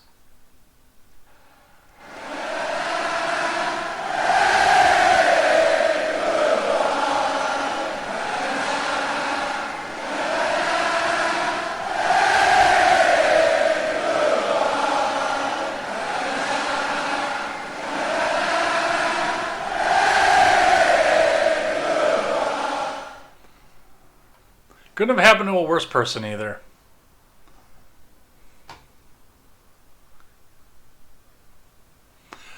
Durbin of Illinois, the Senate's number 2 Democrat, won't seek re-election to a 6th term in 2026. As a senator, that means that he has been in office for 30 years. Durbin has been a senator for Illinois almost as long as Palm has been alive. From John O'Connor and Mary Claire Jelinek. Durbin of Illinois said Wednesday he will not seek re-election in 26, ending more than 4-decade career representing Illinois and accelerating the generational shift in Senate Democratic leadership, where he has long held the number 2 position. Durbin is in his 5th Senate term. First elected to the House in 1982. So this guy has been on the government teat for literally my entire life. His decision not to run will set off a scramble for a Senate seat in his solidly Democratic Illinois, and for his leadership position in Washington, as many in the party agitate for a new and more aggressive approach to confronting Donald Trump in his 2nd term. So it's going to change a few things, definitely. Yeah, sing the nanas. David Hogg is back in the news. DNC gives David Hogg an ultimatum. Yeah, he tried to push his non-career progressive line, and the corporate people, they're not happy about it. From Elena Schneider over at Politico. The DNC is going to force David Hogg to decide, get out of the primary game or lose his DNC post. During a member call on Thursday, DNC Chair Ken Martin is expected to announce a proposal to change the party's rules to mandate all DNC officers stay neutral in all Democratic primaries, according to a person directly familiar with the plan. Which they're not going to do anyway. It's just, they'll be neutral towards the corporate ones, and granted anonymity to describe private discussions. So again, this might be the janitor. We don't know. Anonymous sources. The Mogwai's cat. The move comes after Hogg pledged last week to spend millions of dollars funding challenges to asleep at the wheel Democrats in primaries, igniting a firestorm inside the DNC. The proposal, if passed at the DNC's August meeting, will effectively force Hogg to decide whether to step away from his DNC vice chair position or wall himself off from a group he co-founded, Leaders We Deserve, which has pledged to spend $20 million on challenging Democratic incumbents in, say, blue seats, while probably also laundering money, because that's what they do. It's an escalation in the fight between Hogg and other DNC leaders and House Democrats, many of whom were enraged by Hogg's announcement. Hogg, who rose to national prominence for lying about being at Marjorie Stoneman Douglas High School, said last week he planned to back candidates who would challenge ineffective safe-seat Democrats, but House members and Democratic leaders vented that he was touching off a circular firing squad inside the party. I got this feeling come next week we're going to be talking about him being out too.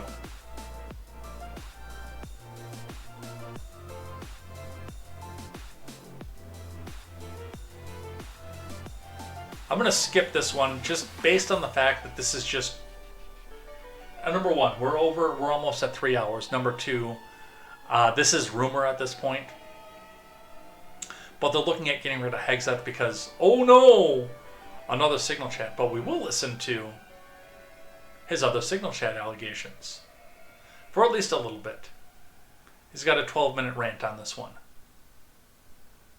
TLDR on this one, because we're not going to go into the article, is that they found apparently that he was messaging in Signal again with his wife and I believe brother. But it's funny how all these scandals sit here and all of a sudden target Hegseth. Let's listen.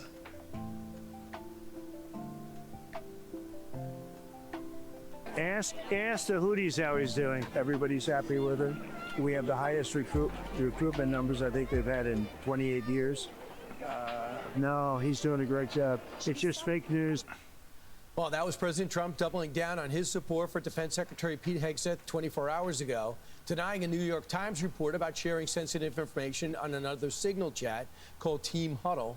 Here to set the record straight himself, the current Secretary of State, Pete Hegseth, former host right here on Fox and Friends. Pete, hey, great Brian. To see you, Mr. Secretary. Great to see you. So your thoughts on what's been reporting of Team Huddle and the Signal chat that the New York Times says took place between you, your wife, and your brother, and some others? So, Brian, if you remember when this all started, the first go-around, because this is the second go-around, right? They peddle old stuff, they kick it back up. I said repeatedly, no one's texting war plans. You know why I said that? Because I'm in the bowels of the Pentagon every single day. Just 10 minutes ago, I was looking at actual war plans of things that were ongoing or pending things to happen, because that's on a regular basis on classified systems. That's my job for the war fighters, for the President of the United States. I look at war plans every single day. What was shared over Signal, then and now, however you characterize it, was informal, unclassified coordinations for media coordination and other things. That's what I've said from the beginning. At the beginning, it was left-wing reporters from The Atlantic who got a hold of it and then wanted to create a problem for the president. This is what it's all about, trying to get at President Trump and his agenda. Now, here at the Defense Department, because, Brian, I want this to be very clear. We take the classification of information very important. It's very significant to us that we safeguard it. And so when we had leaks, which we have had here, we did a serious leak investigation. And through that leak investigation, unfortunately, we found some folks that we believe were not holding to the protocols that we hold dear here at the Defense Department. Through that investigation, they have been moved on, and that investigation continues. As a result of that, everything we do here is above board, trying to make sure that we safeguard information. In this point, those folks who were leaking, who have been pushed out of the building, are now attempting to leak and sabotage the president's agenda and what we're doing. And that's unfortunate. It's not what I do. It's not how we operate. And so you've got another allegation being pushed again, not based on how we're operating around here. We're for the warfighters. We're for the president. And none of this is based in reality. So, Mr. Secretary, I guess I can conclude this. We know some bizarre situation with Michael Waltz happened with the first time the whole thing with the Signal app came out. You believe this came out, they said it was called Team Huddle, because one of the people who work for you, one of the three who no longer are there, leaked this out as a way to get back at you? That's right, Brian. When you dismiss people who you believe are leaking classified information, and again, the investigation is ongoing and that will take time, and when the evidence produced it will go to DOJ, why would it surprise anybody, Brian, if those very same people keep leaking to the very same reporters whatever information they think they can have? So, I mean, Hegseth brings up a good point, and Politibunny, Sam over on X, brought up that same point with Hegseth there, because, I mean, let's be realistic about the entire thing. They went hard against him from the start. Justice Samuel Alito dissenting we've got from other the stuff Supreme playing. Court ruling blocking deportations of... Shut up, you. Anyway, I mean, we've got other stuff sitting here. They went hard against him from the beginning, and the very first scandal of the admin went straight to Pete Hegseth, even though he wasn't involved in any of this. So, I don't know. I have yet to see any of the text messages in the Signal app with his wife and the rest of his family. We saw the ones that went to the Atlantic journalist. But even there, realistically, there were no top secret plans or anything else in that one. So, all right. Let's finish up. So we've got one here from Wisconsin. Wisconsin Supreme Court's 4-3 ideological vote upholds Governor Evers' crazy rewriting of state law to protect school funding for 402 years. instead of 2 years. This, of course, the line item veto, which can go down to the letter at this point, which I thought was a stupid idea from the beginning. And this is somebody who is in support of line item veto. Rick Hasen at Wisconsin Law Blog. You can find a majority decision, a concurrence, and dissent at this link. It's not every day I side with conservative justices on Wisconsin Supreme Court, but they are surely right here, as the majority explained, as related to this matter.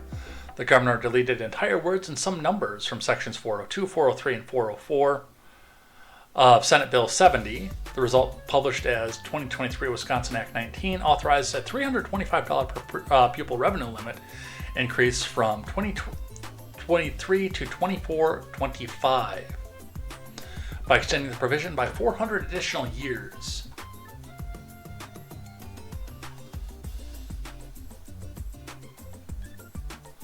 So, and there were the line items that go there.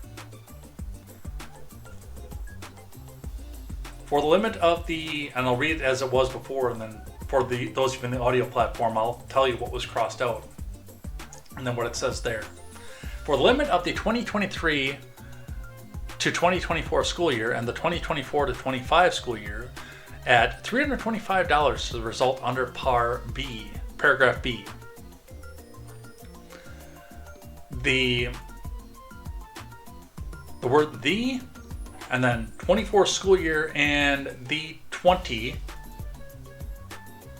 and then after the 24, the space to 25 are all struck out. So afterwards it reads, for the limit for 2023 to 24-25 school year at $325 to the result under paragraph B.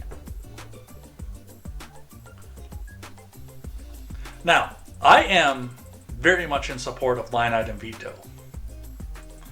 I've been a line item veto fan since I figured out what line item veto was, because it gives the executive the power to control the amount of pork that's shoved into some of these bills that are otherwise must pass.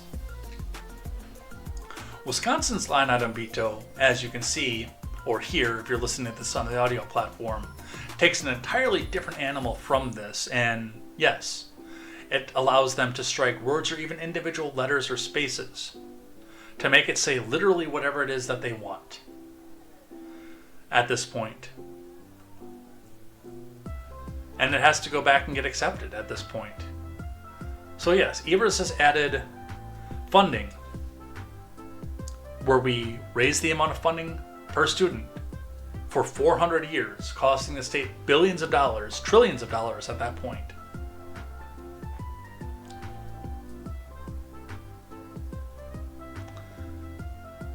And that's something we need to go back and look into. Now, if he didn't like this line and wanted to go back and strike the whole thing, that'd be an entirely different story.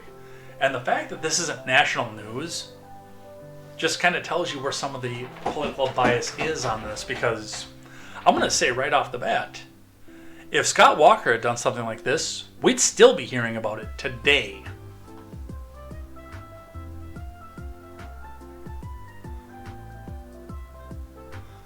This might get everything struck down. But this is the kind of stuff that, like, Protasewicz and Collins, not Collins, who's the new justice? New Wisconsin Supreme Court Justice.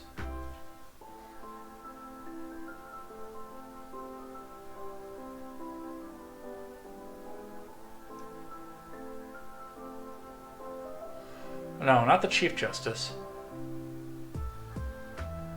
Crawford, not Collins. I don't know why I kept thinking Collins. These are the kinds of things that Protasewicz and Collins were put in to support and back up, so that things could do like this and they could decide off this. Now, they were elected by the people because they were going to go back and challenge the 1848 Wisconsin abortion law, even though they are never going to take that up. They can use that for statewide races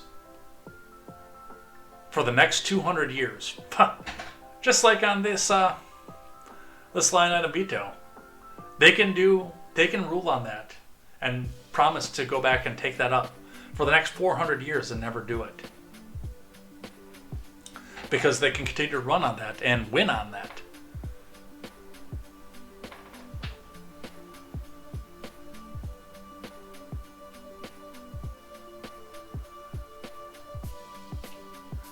And the worst part of that is because it's in the Wisconsin Constitution that you can do individual letter line item veto like that.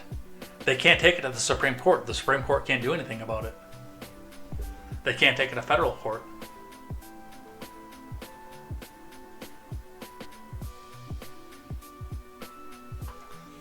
All right.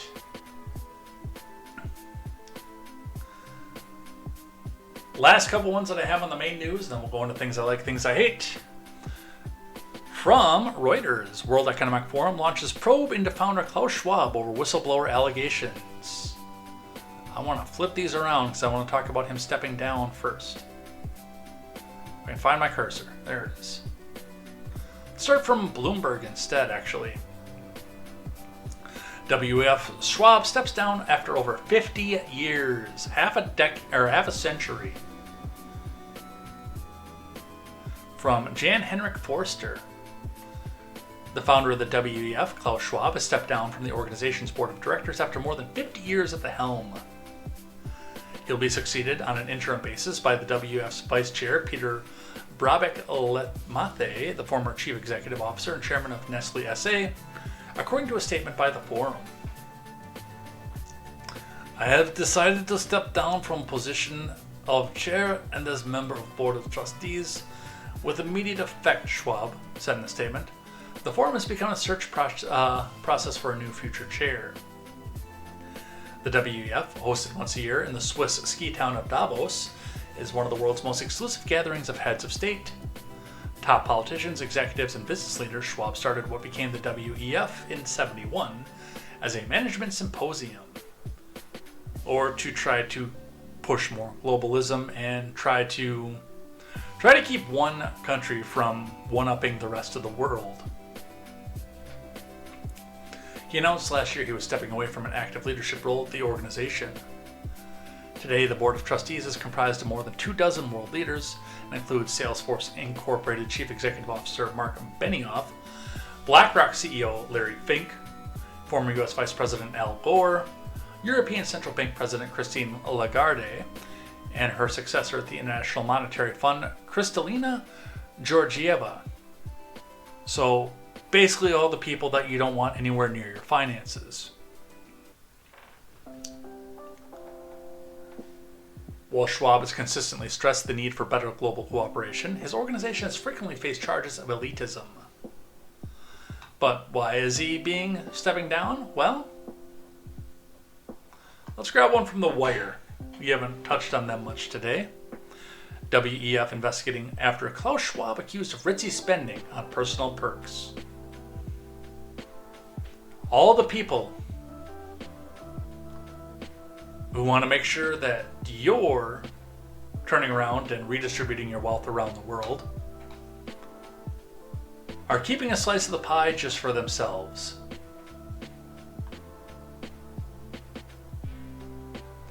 Alright, I remember when Clinton got the line item veto, sure helped make cuts to pork. Republic isn't going to be here in 400 years. I think it will be. I think we have the eternal empire here. Skywalker is a blast from the past. But their authority to govern comes from us. How do we take it back? Stop voting for him. Can the legislature subsequently override the changes? I don't believe so. I believe that's why it got challenged in the courts. Alright, from the Daily Wire, WEF investigating after Klaus Schwab accused of ritzy spending on personal perks. The WEF is investigating its founder and former chairman, Klaus Schwab, over whistleblower complaints of unethical conduct and misappropriating organization funds. Schwab stepped down as chair and member of the Board of Trustees on Monday, just days after the board received an anonymous letter with allegations against Schwab and his wife, Hilda, according to the Wall Street Journal. Schwab had announced earlier this month that he planned to resign as the non-executive chairman of the WEF, by January of next year amid an investigation into the WEF's workplace culture.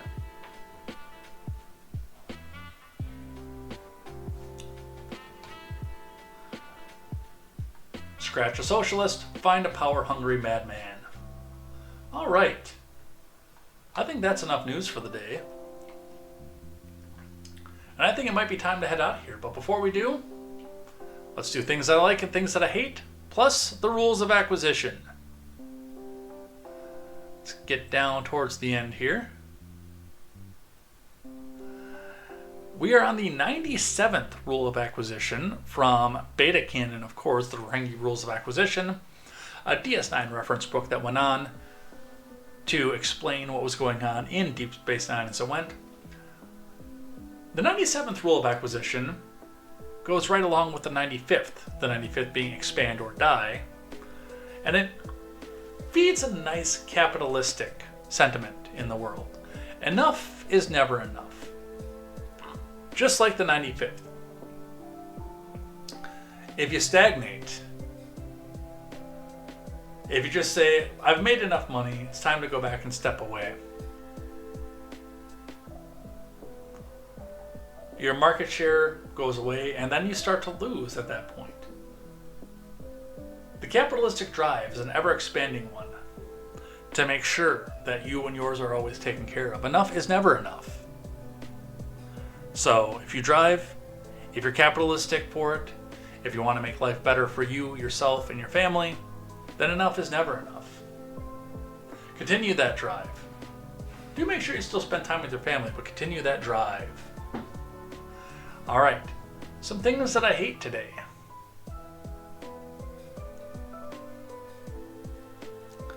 By the way, Shapiro interviewed Zelensky, and it's supposed to come up today. I have not listened to it yet, obviously, because it was supposed to come out at 11 a.m. Eastern Time, and, well, I've been here since 9:30 Eastern Time.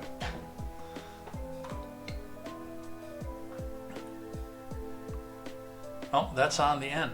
I'm on things that I like. Alright, some things that I hate today. So, this came out on a video that was going around about a proposal where the guy's literally sitting here patiently waiting on a knee to get his fiance's attention, now fiance, I guess, attention while she's sitting here talking. And I don't know what the context was of this, but somewhere in the comments was this video that said the worst proposal ever. So we'll back this one up here because this one is bad, and honestly, if the lady walked away after this one, I would not blame her. I think they did wind up staying together, but she was in tears through this whole thing, so let's watch.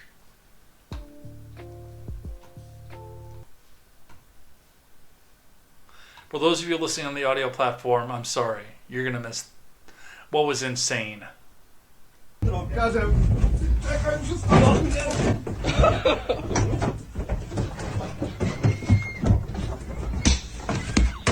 By the way, this does appear to be happening in Eastern Europe, too.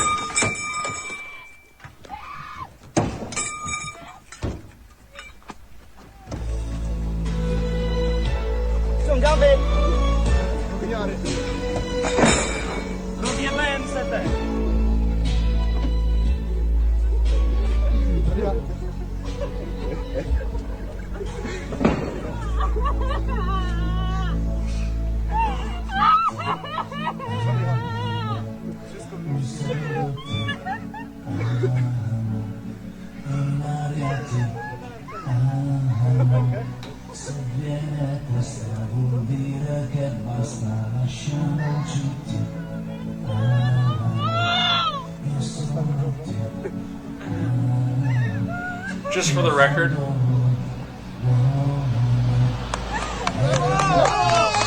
first off, given the fact that they're on the right side of the road with left drive, but they have long European license plates, I believe that this is Belarusian area, if I remember correctly. I can't tell which language I'm speaking of this, but I was told that I have to make the proposal memorable. I have a feeling that if I made the proposal this memorable, you wouldn't see me the following Thursday for contemporary. I think Palm would kill me.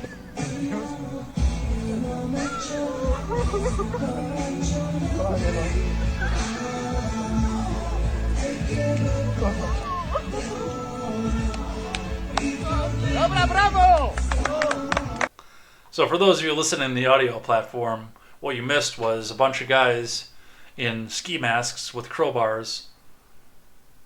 The shot started inside of a van with these guys with these ski masks in there, and then the camera was a little bit shaky, so we couldn't even see here, but it looks like they busted the window out of the passenger car and pulled the driver out, shoved him in the van, while his female passenger, presumably his girlfriend, was sitting there crying in the passenger seat, and then he turned around and got out with flowers and a ring and went up to the passenger seat and dropped to one knee. That's a bit extreme.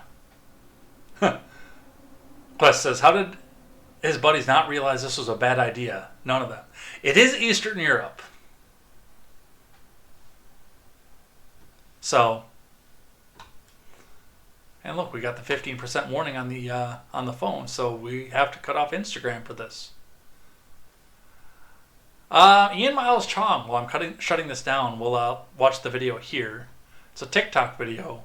No one tells you how hard it is to reject an offer letter from your dream internship at NASA because of the current administration. Which, by the way, is something that I said even back at the point of the layoffs. A lot of the federal employees at the time came out and said that they hated the current president, the current administration, and they were offered an off-ramp. No harm, no foul, to walk away from it. Hey, just take the buyout. You don't have to be a part of the government anymore. You don't have to be a part of this administration. We have no hard feelings towards you. We want to shrink the size of the government. If you hate us, you get to be the first ones to go, and we'll give you 9 months' pay. But I do think that if that's your dream job, your dream internship, you have to really, really weigh on what it is that you want to do. But let's watch the TikTok video.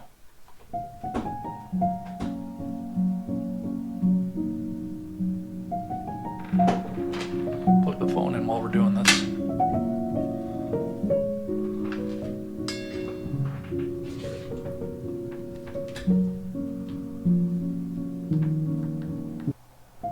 I think you're being foolish myself, because I think this could open a lot of doors for you down the road, and you're not going to get this opportunity again. But if you hate the admin that much, then that's the way that you got to do it.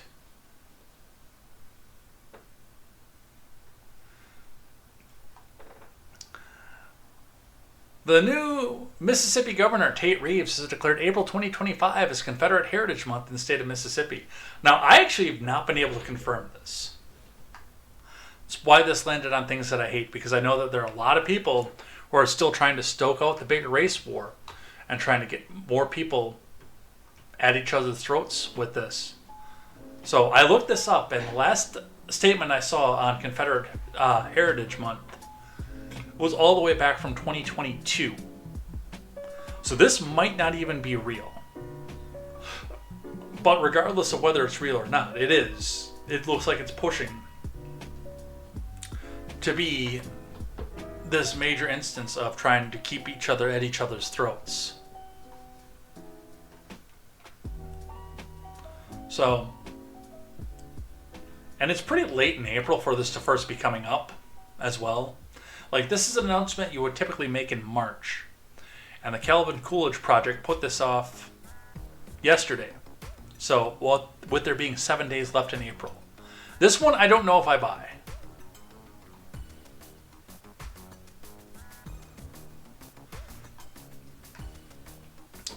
Never in my life did I think that I would see liberals defending Waco again.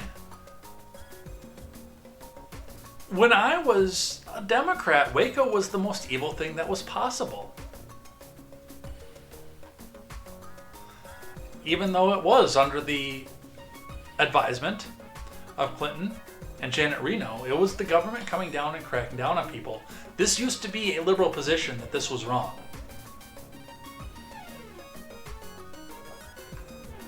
insane reality leaks with a video showing the Waco siege, 1993, where a religious compound turned into a battlefield.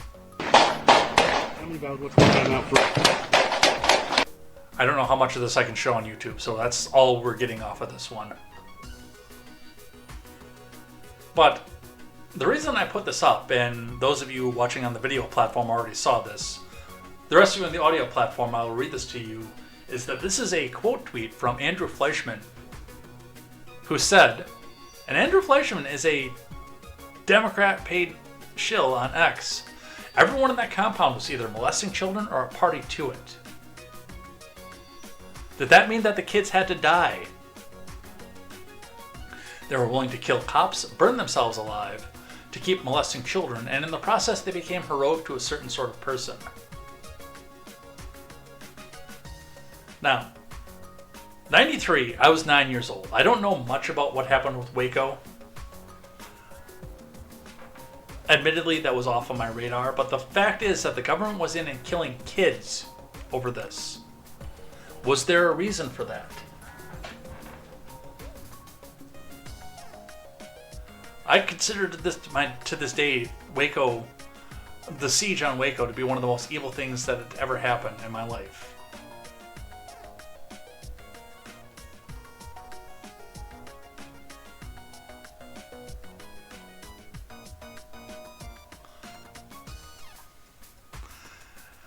We've got two, and again, this goes back to what we were just saying about the Tate Reeves thing, and a lot of this stuff is getting pushed out right now to go back and inflame while we're sitting here with the, quote, white supremacist rally, which was a Fed rally over in Frisco, Texas. And now the other side of it, just trying to push Confederate Heritage Month. There is a concerted effort to keep us divided. Because when we divide, then we can't turn our ire at the government at this point. Two articles off of this, both saying, this is MAGA, wake up, this is who they are, wake up America. Talking about Oklahoma County leaders caught on audio talking about killing reporters, complaining they can no longer lynch black people. And both of these posts are from April 23rd. April 23rd. And this one's April 22nd. But regardless, again, they pulled up an article from early part of Biden administration, 2022, to go back and make the statement.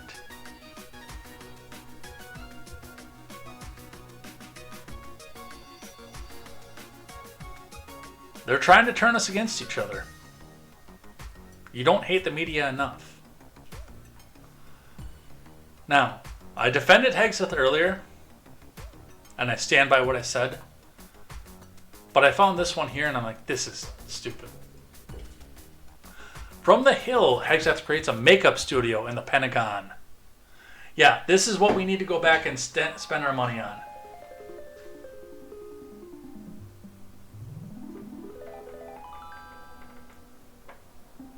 From Ashley Fields. I'm just going to read this one briefly. Partially because I'm hungry. Pete Hegseth has refurbished a green room as a makeup studio in the Pentagon for high-ranking officials to prepare before on-camera appearances. Most of the changes to the green room are furniture modifications, a director-style chair, a mirror, a makeup light, all of which were added from existing inventories.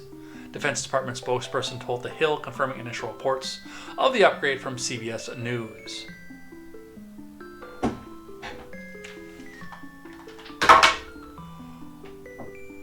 Why?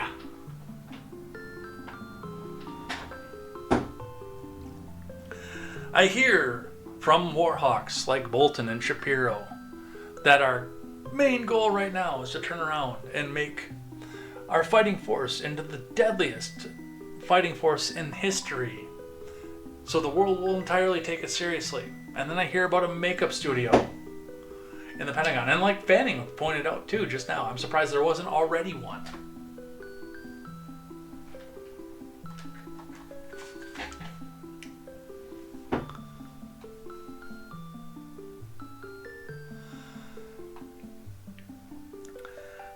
We've got two-tier justice system, of course, because And the division is also in this one, and I put it up because I don't like that. But Brian O'Hara said the damage in each case amounted to a felony because a state employee allegedly vandalized $20,000 worth of numerous Teslas in a Tesla dealership. The DA has refused to charge completely, just no charge whatsoever. And this one, again, this is real. Tesla vandal not likely to face criminal charges, Hennepin County Attorney's Office says.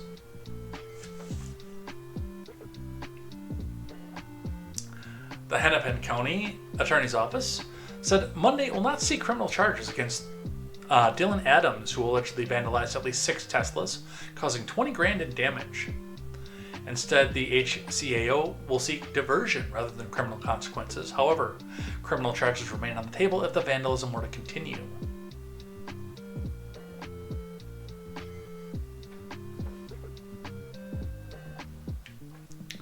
I had an accident at a job that resulted in a small amount of damage in the, quote, bulletproof glass enclosure in a gas station.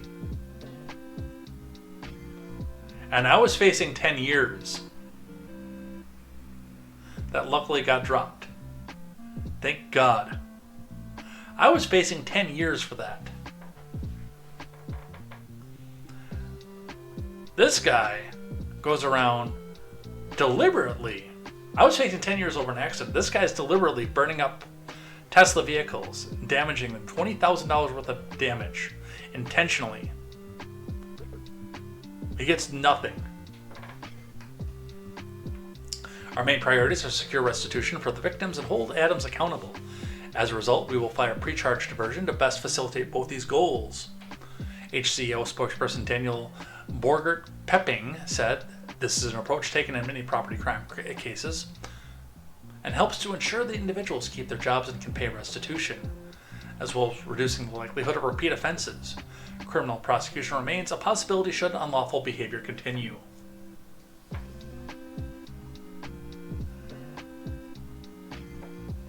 But Fox News, I mean, that part of it was bad enough, but Fox News just couldn't resist. Soros prosecutor ripped for failing to charge Wall staffer over Tesla vandalism.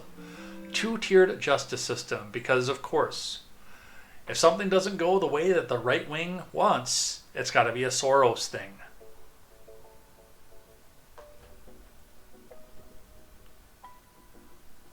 Republicans across the North Star State have condemned County Attorney Mary Moriarty's decision, as Trump's admin has identified Tesla vandalism as domestic terrorism and led a nationwide effort alongside the Justice Department to hold vandals accountable. Right, but the DOJ can't really step in because the crime stayed within Minnesota. It wasn't interstate crime. In Walls, Minnesota, there's a two-tiered justice system that does everything possible to protect Democrats. As the victim of a domestic terrorism attack in Minnesota myself, I know firsthand that Minnesota's justice system does not work for me nor the conservatives in our state. If Dylan Adams was a police officer and not part of Walls' Minnesota state government, Mary Moriarty would have tried to charge him with a felony, which wouldn't have been hard because it was $20,000 worth of damage. Kendall Walls, founder of Take Charge and former Minnesota gubernatorial candidate, told Fox News Digital in a statement.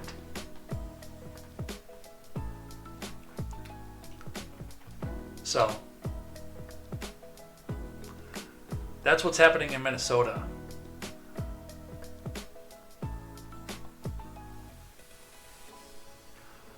Couple other things, and I've got just a few things that I like. This one, I want to just talk about briefly off this, because I know the rhetoric that was behind this was that no one was robbed at gunpoint at a DC restaurant because people were yelling Nazi. And I hate the fact that Kimmel had to mock this over this too, by the way. But, I mean, this is also DC. So, I don't specifically believe that this was a targeted attack based on politics. I really, honestly, truly believe that this was just, hey, this woman had a nice purse. I'm going to rob her. And that the robber had no idea who it was. No author given. Homeland Security Secretary Kristi Noem's purse was stolen at a DC restaurant Sunday, according to the department officials. The department, in an email, said Noam had money in her purse to buy gifts for her children and grandchildren and pay for Easter dinner and other activities. The department, in an email, didn't specify what was stolen, but CNN, which was first to report the story, said they took about $3,000 in cash, as well as Noam's keys, driver's license, passport, checks, makeup bag, medication, and Homeland Security badge. The department said Noam had cash in her purse to pay for gifts, dinner, and other activities for her family on Easter. The Homeland Security Secretary is protected by Secret Service agents. The Secret Service referred questions about the incident to Homeland Security headquarters. So, not a whole lot on this, but again, I don't believe for a second that this was politically motivated.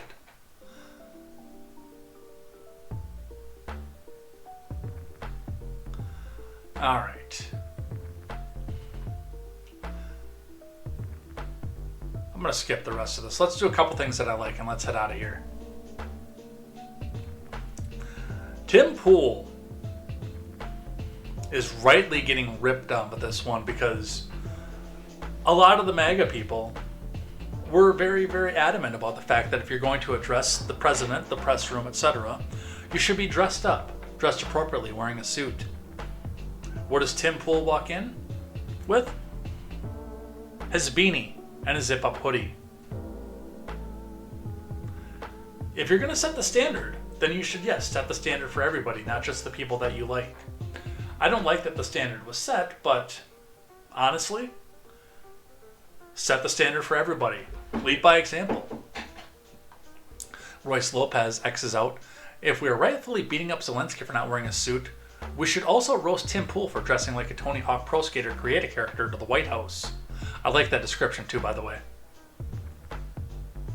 Many of the news organizations that are represented in this room have marched in lockstep on false narratives, such as the Very Fine People hoax, the Covington smear, and now what's being called the Maryland Man hoax. Holy crap, how can he put that many buzzwords in a sentence? It's just simply being referred to as a Maryland Man over and over again.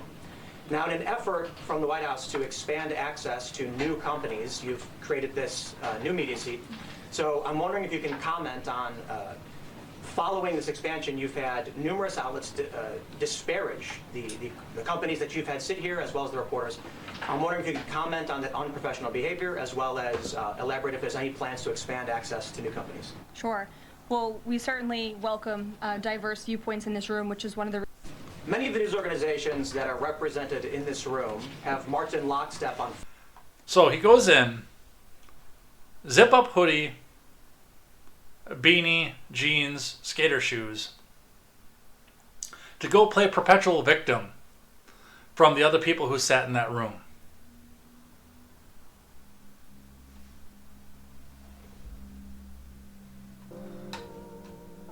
And yes, he should be roundly mocked for that. I'm not a fan of Pool. I never have been.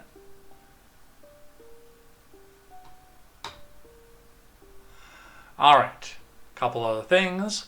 From the Daily Wire, Lee Zeldin travels to border to hammer Mexico raw sewage polluting American water.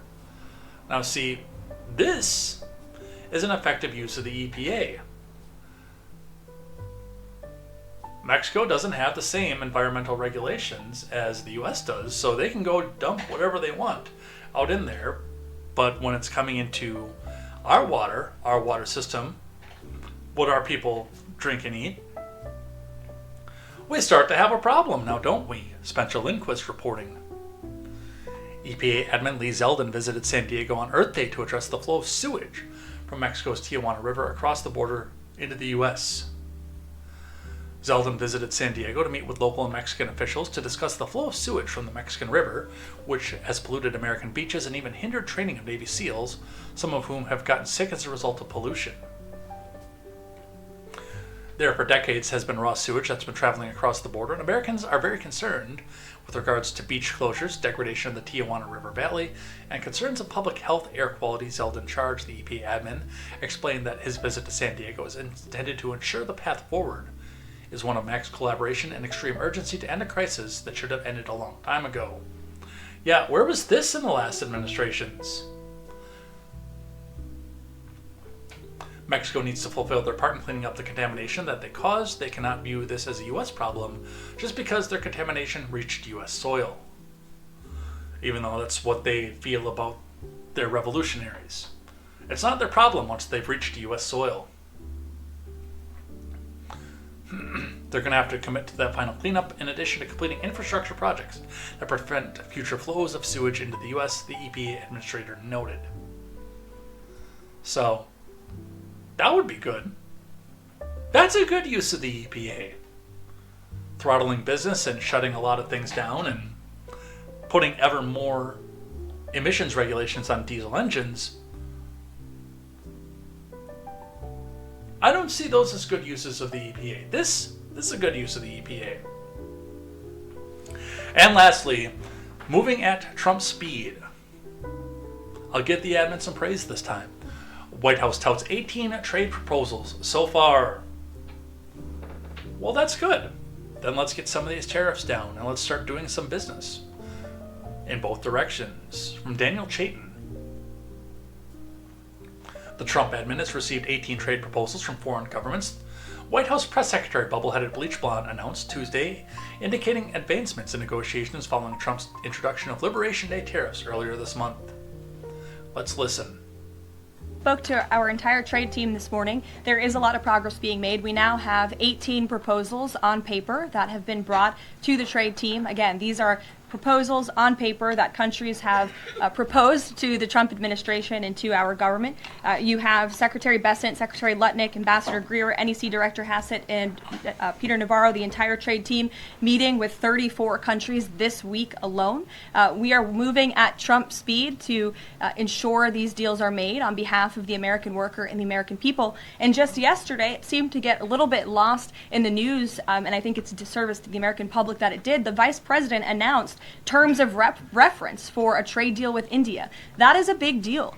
We know when we look at the numbers, the monetary trade barriers and the non-monetary trade barriers from India, they have been ripping off the United States and American workers for a very long time. So the fact that the Vice President, with Prime Minister Modi, on that trip in India, announced these terms of reference, which is essentially a framework to move the ball forward to sign a good trade deal between our two nations, is great progress, and it speaks to the work ethic and the real labor that's being put into this effort by the president's trade team.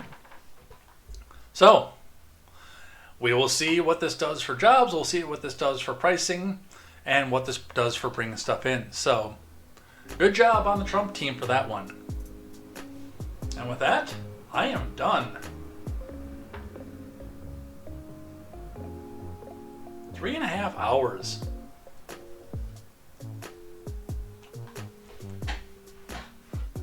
I can't believe there's so much news that this has to consistently go for 3+ hours. This used to be, well, it was an hour and a half, but it was daily. But yeah, let's throw the outro music up. Let's head out of here. We'll go visit Stephen Ignoramus. What do you think? All right. Whew. Well, it's been a long day again. So thanks everybody who came by and hung out and chatted in the live chat. We will be back here tomorrow. No, not tomorrow. We'll be back here next week to go back and talk about more news, more headlines, more contemporary. We're still getting back on the gaming stream schedule, trying to figure out what's going to work best and how it goes. Did have a fun time going with Skyward Sword, so back into that. I do want to get back in a follow at some point here, but I also want to make sure that there's time for family and a bunch of other stuff that's going on. But keep an eye on the X, keep an eye on the Discord as we sit back and figure out what the schedule is going to be. We've got some interviews that I got to work on getting lined up as well, so looking forward to that. Take care. If you're on Twitch, stick around. We're going to go visit the Weekly Notice with Stephen Ignoramus, a great friend, one of my favorite people in the entire world, so go and check that out. We will see you here next time for more news, more headlines, or contemporary. And until then, I'm Jay Edgar, and this is Contemporary.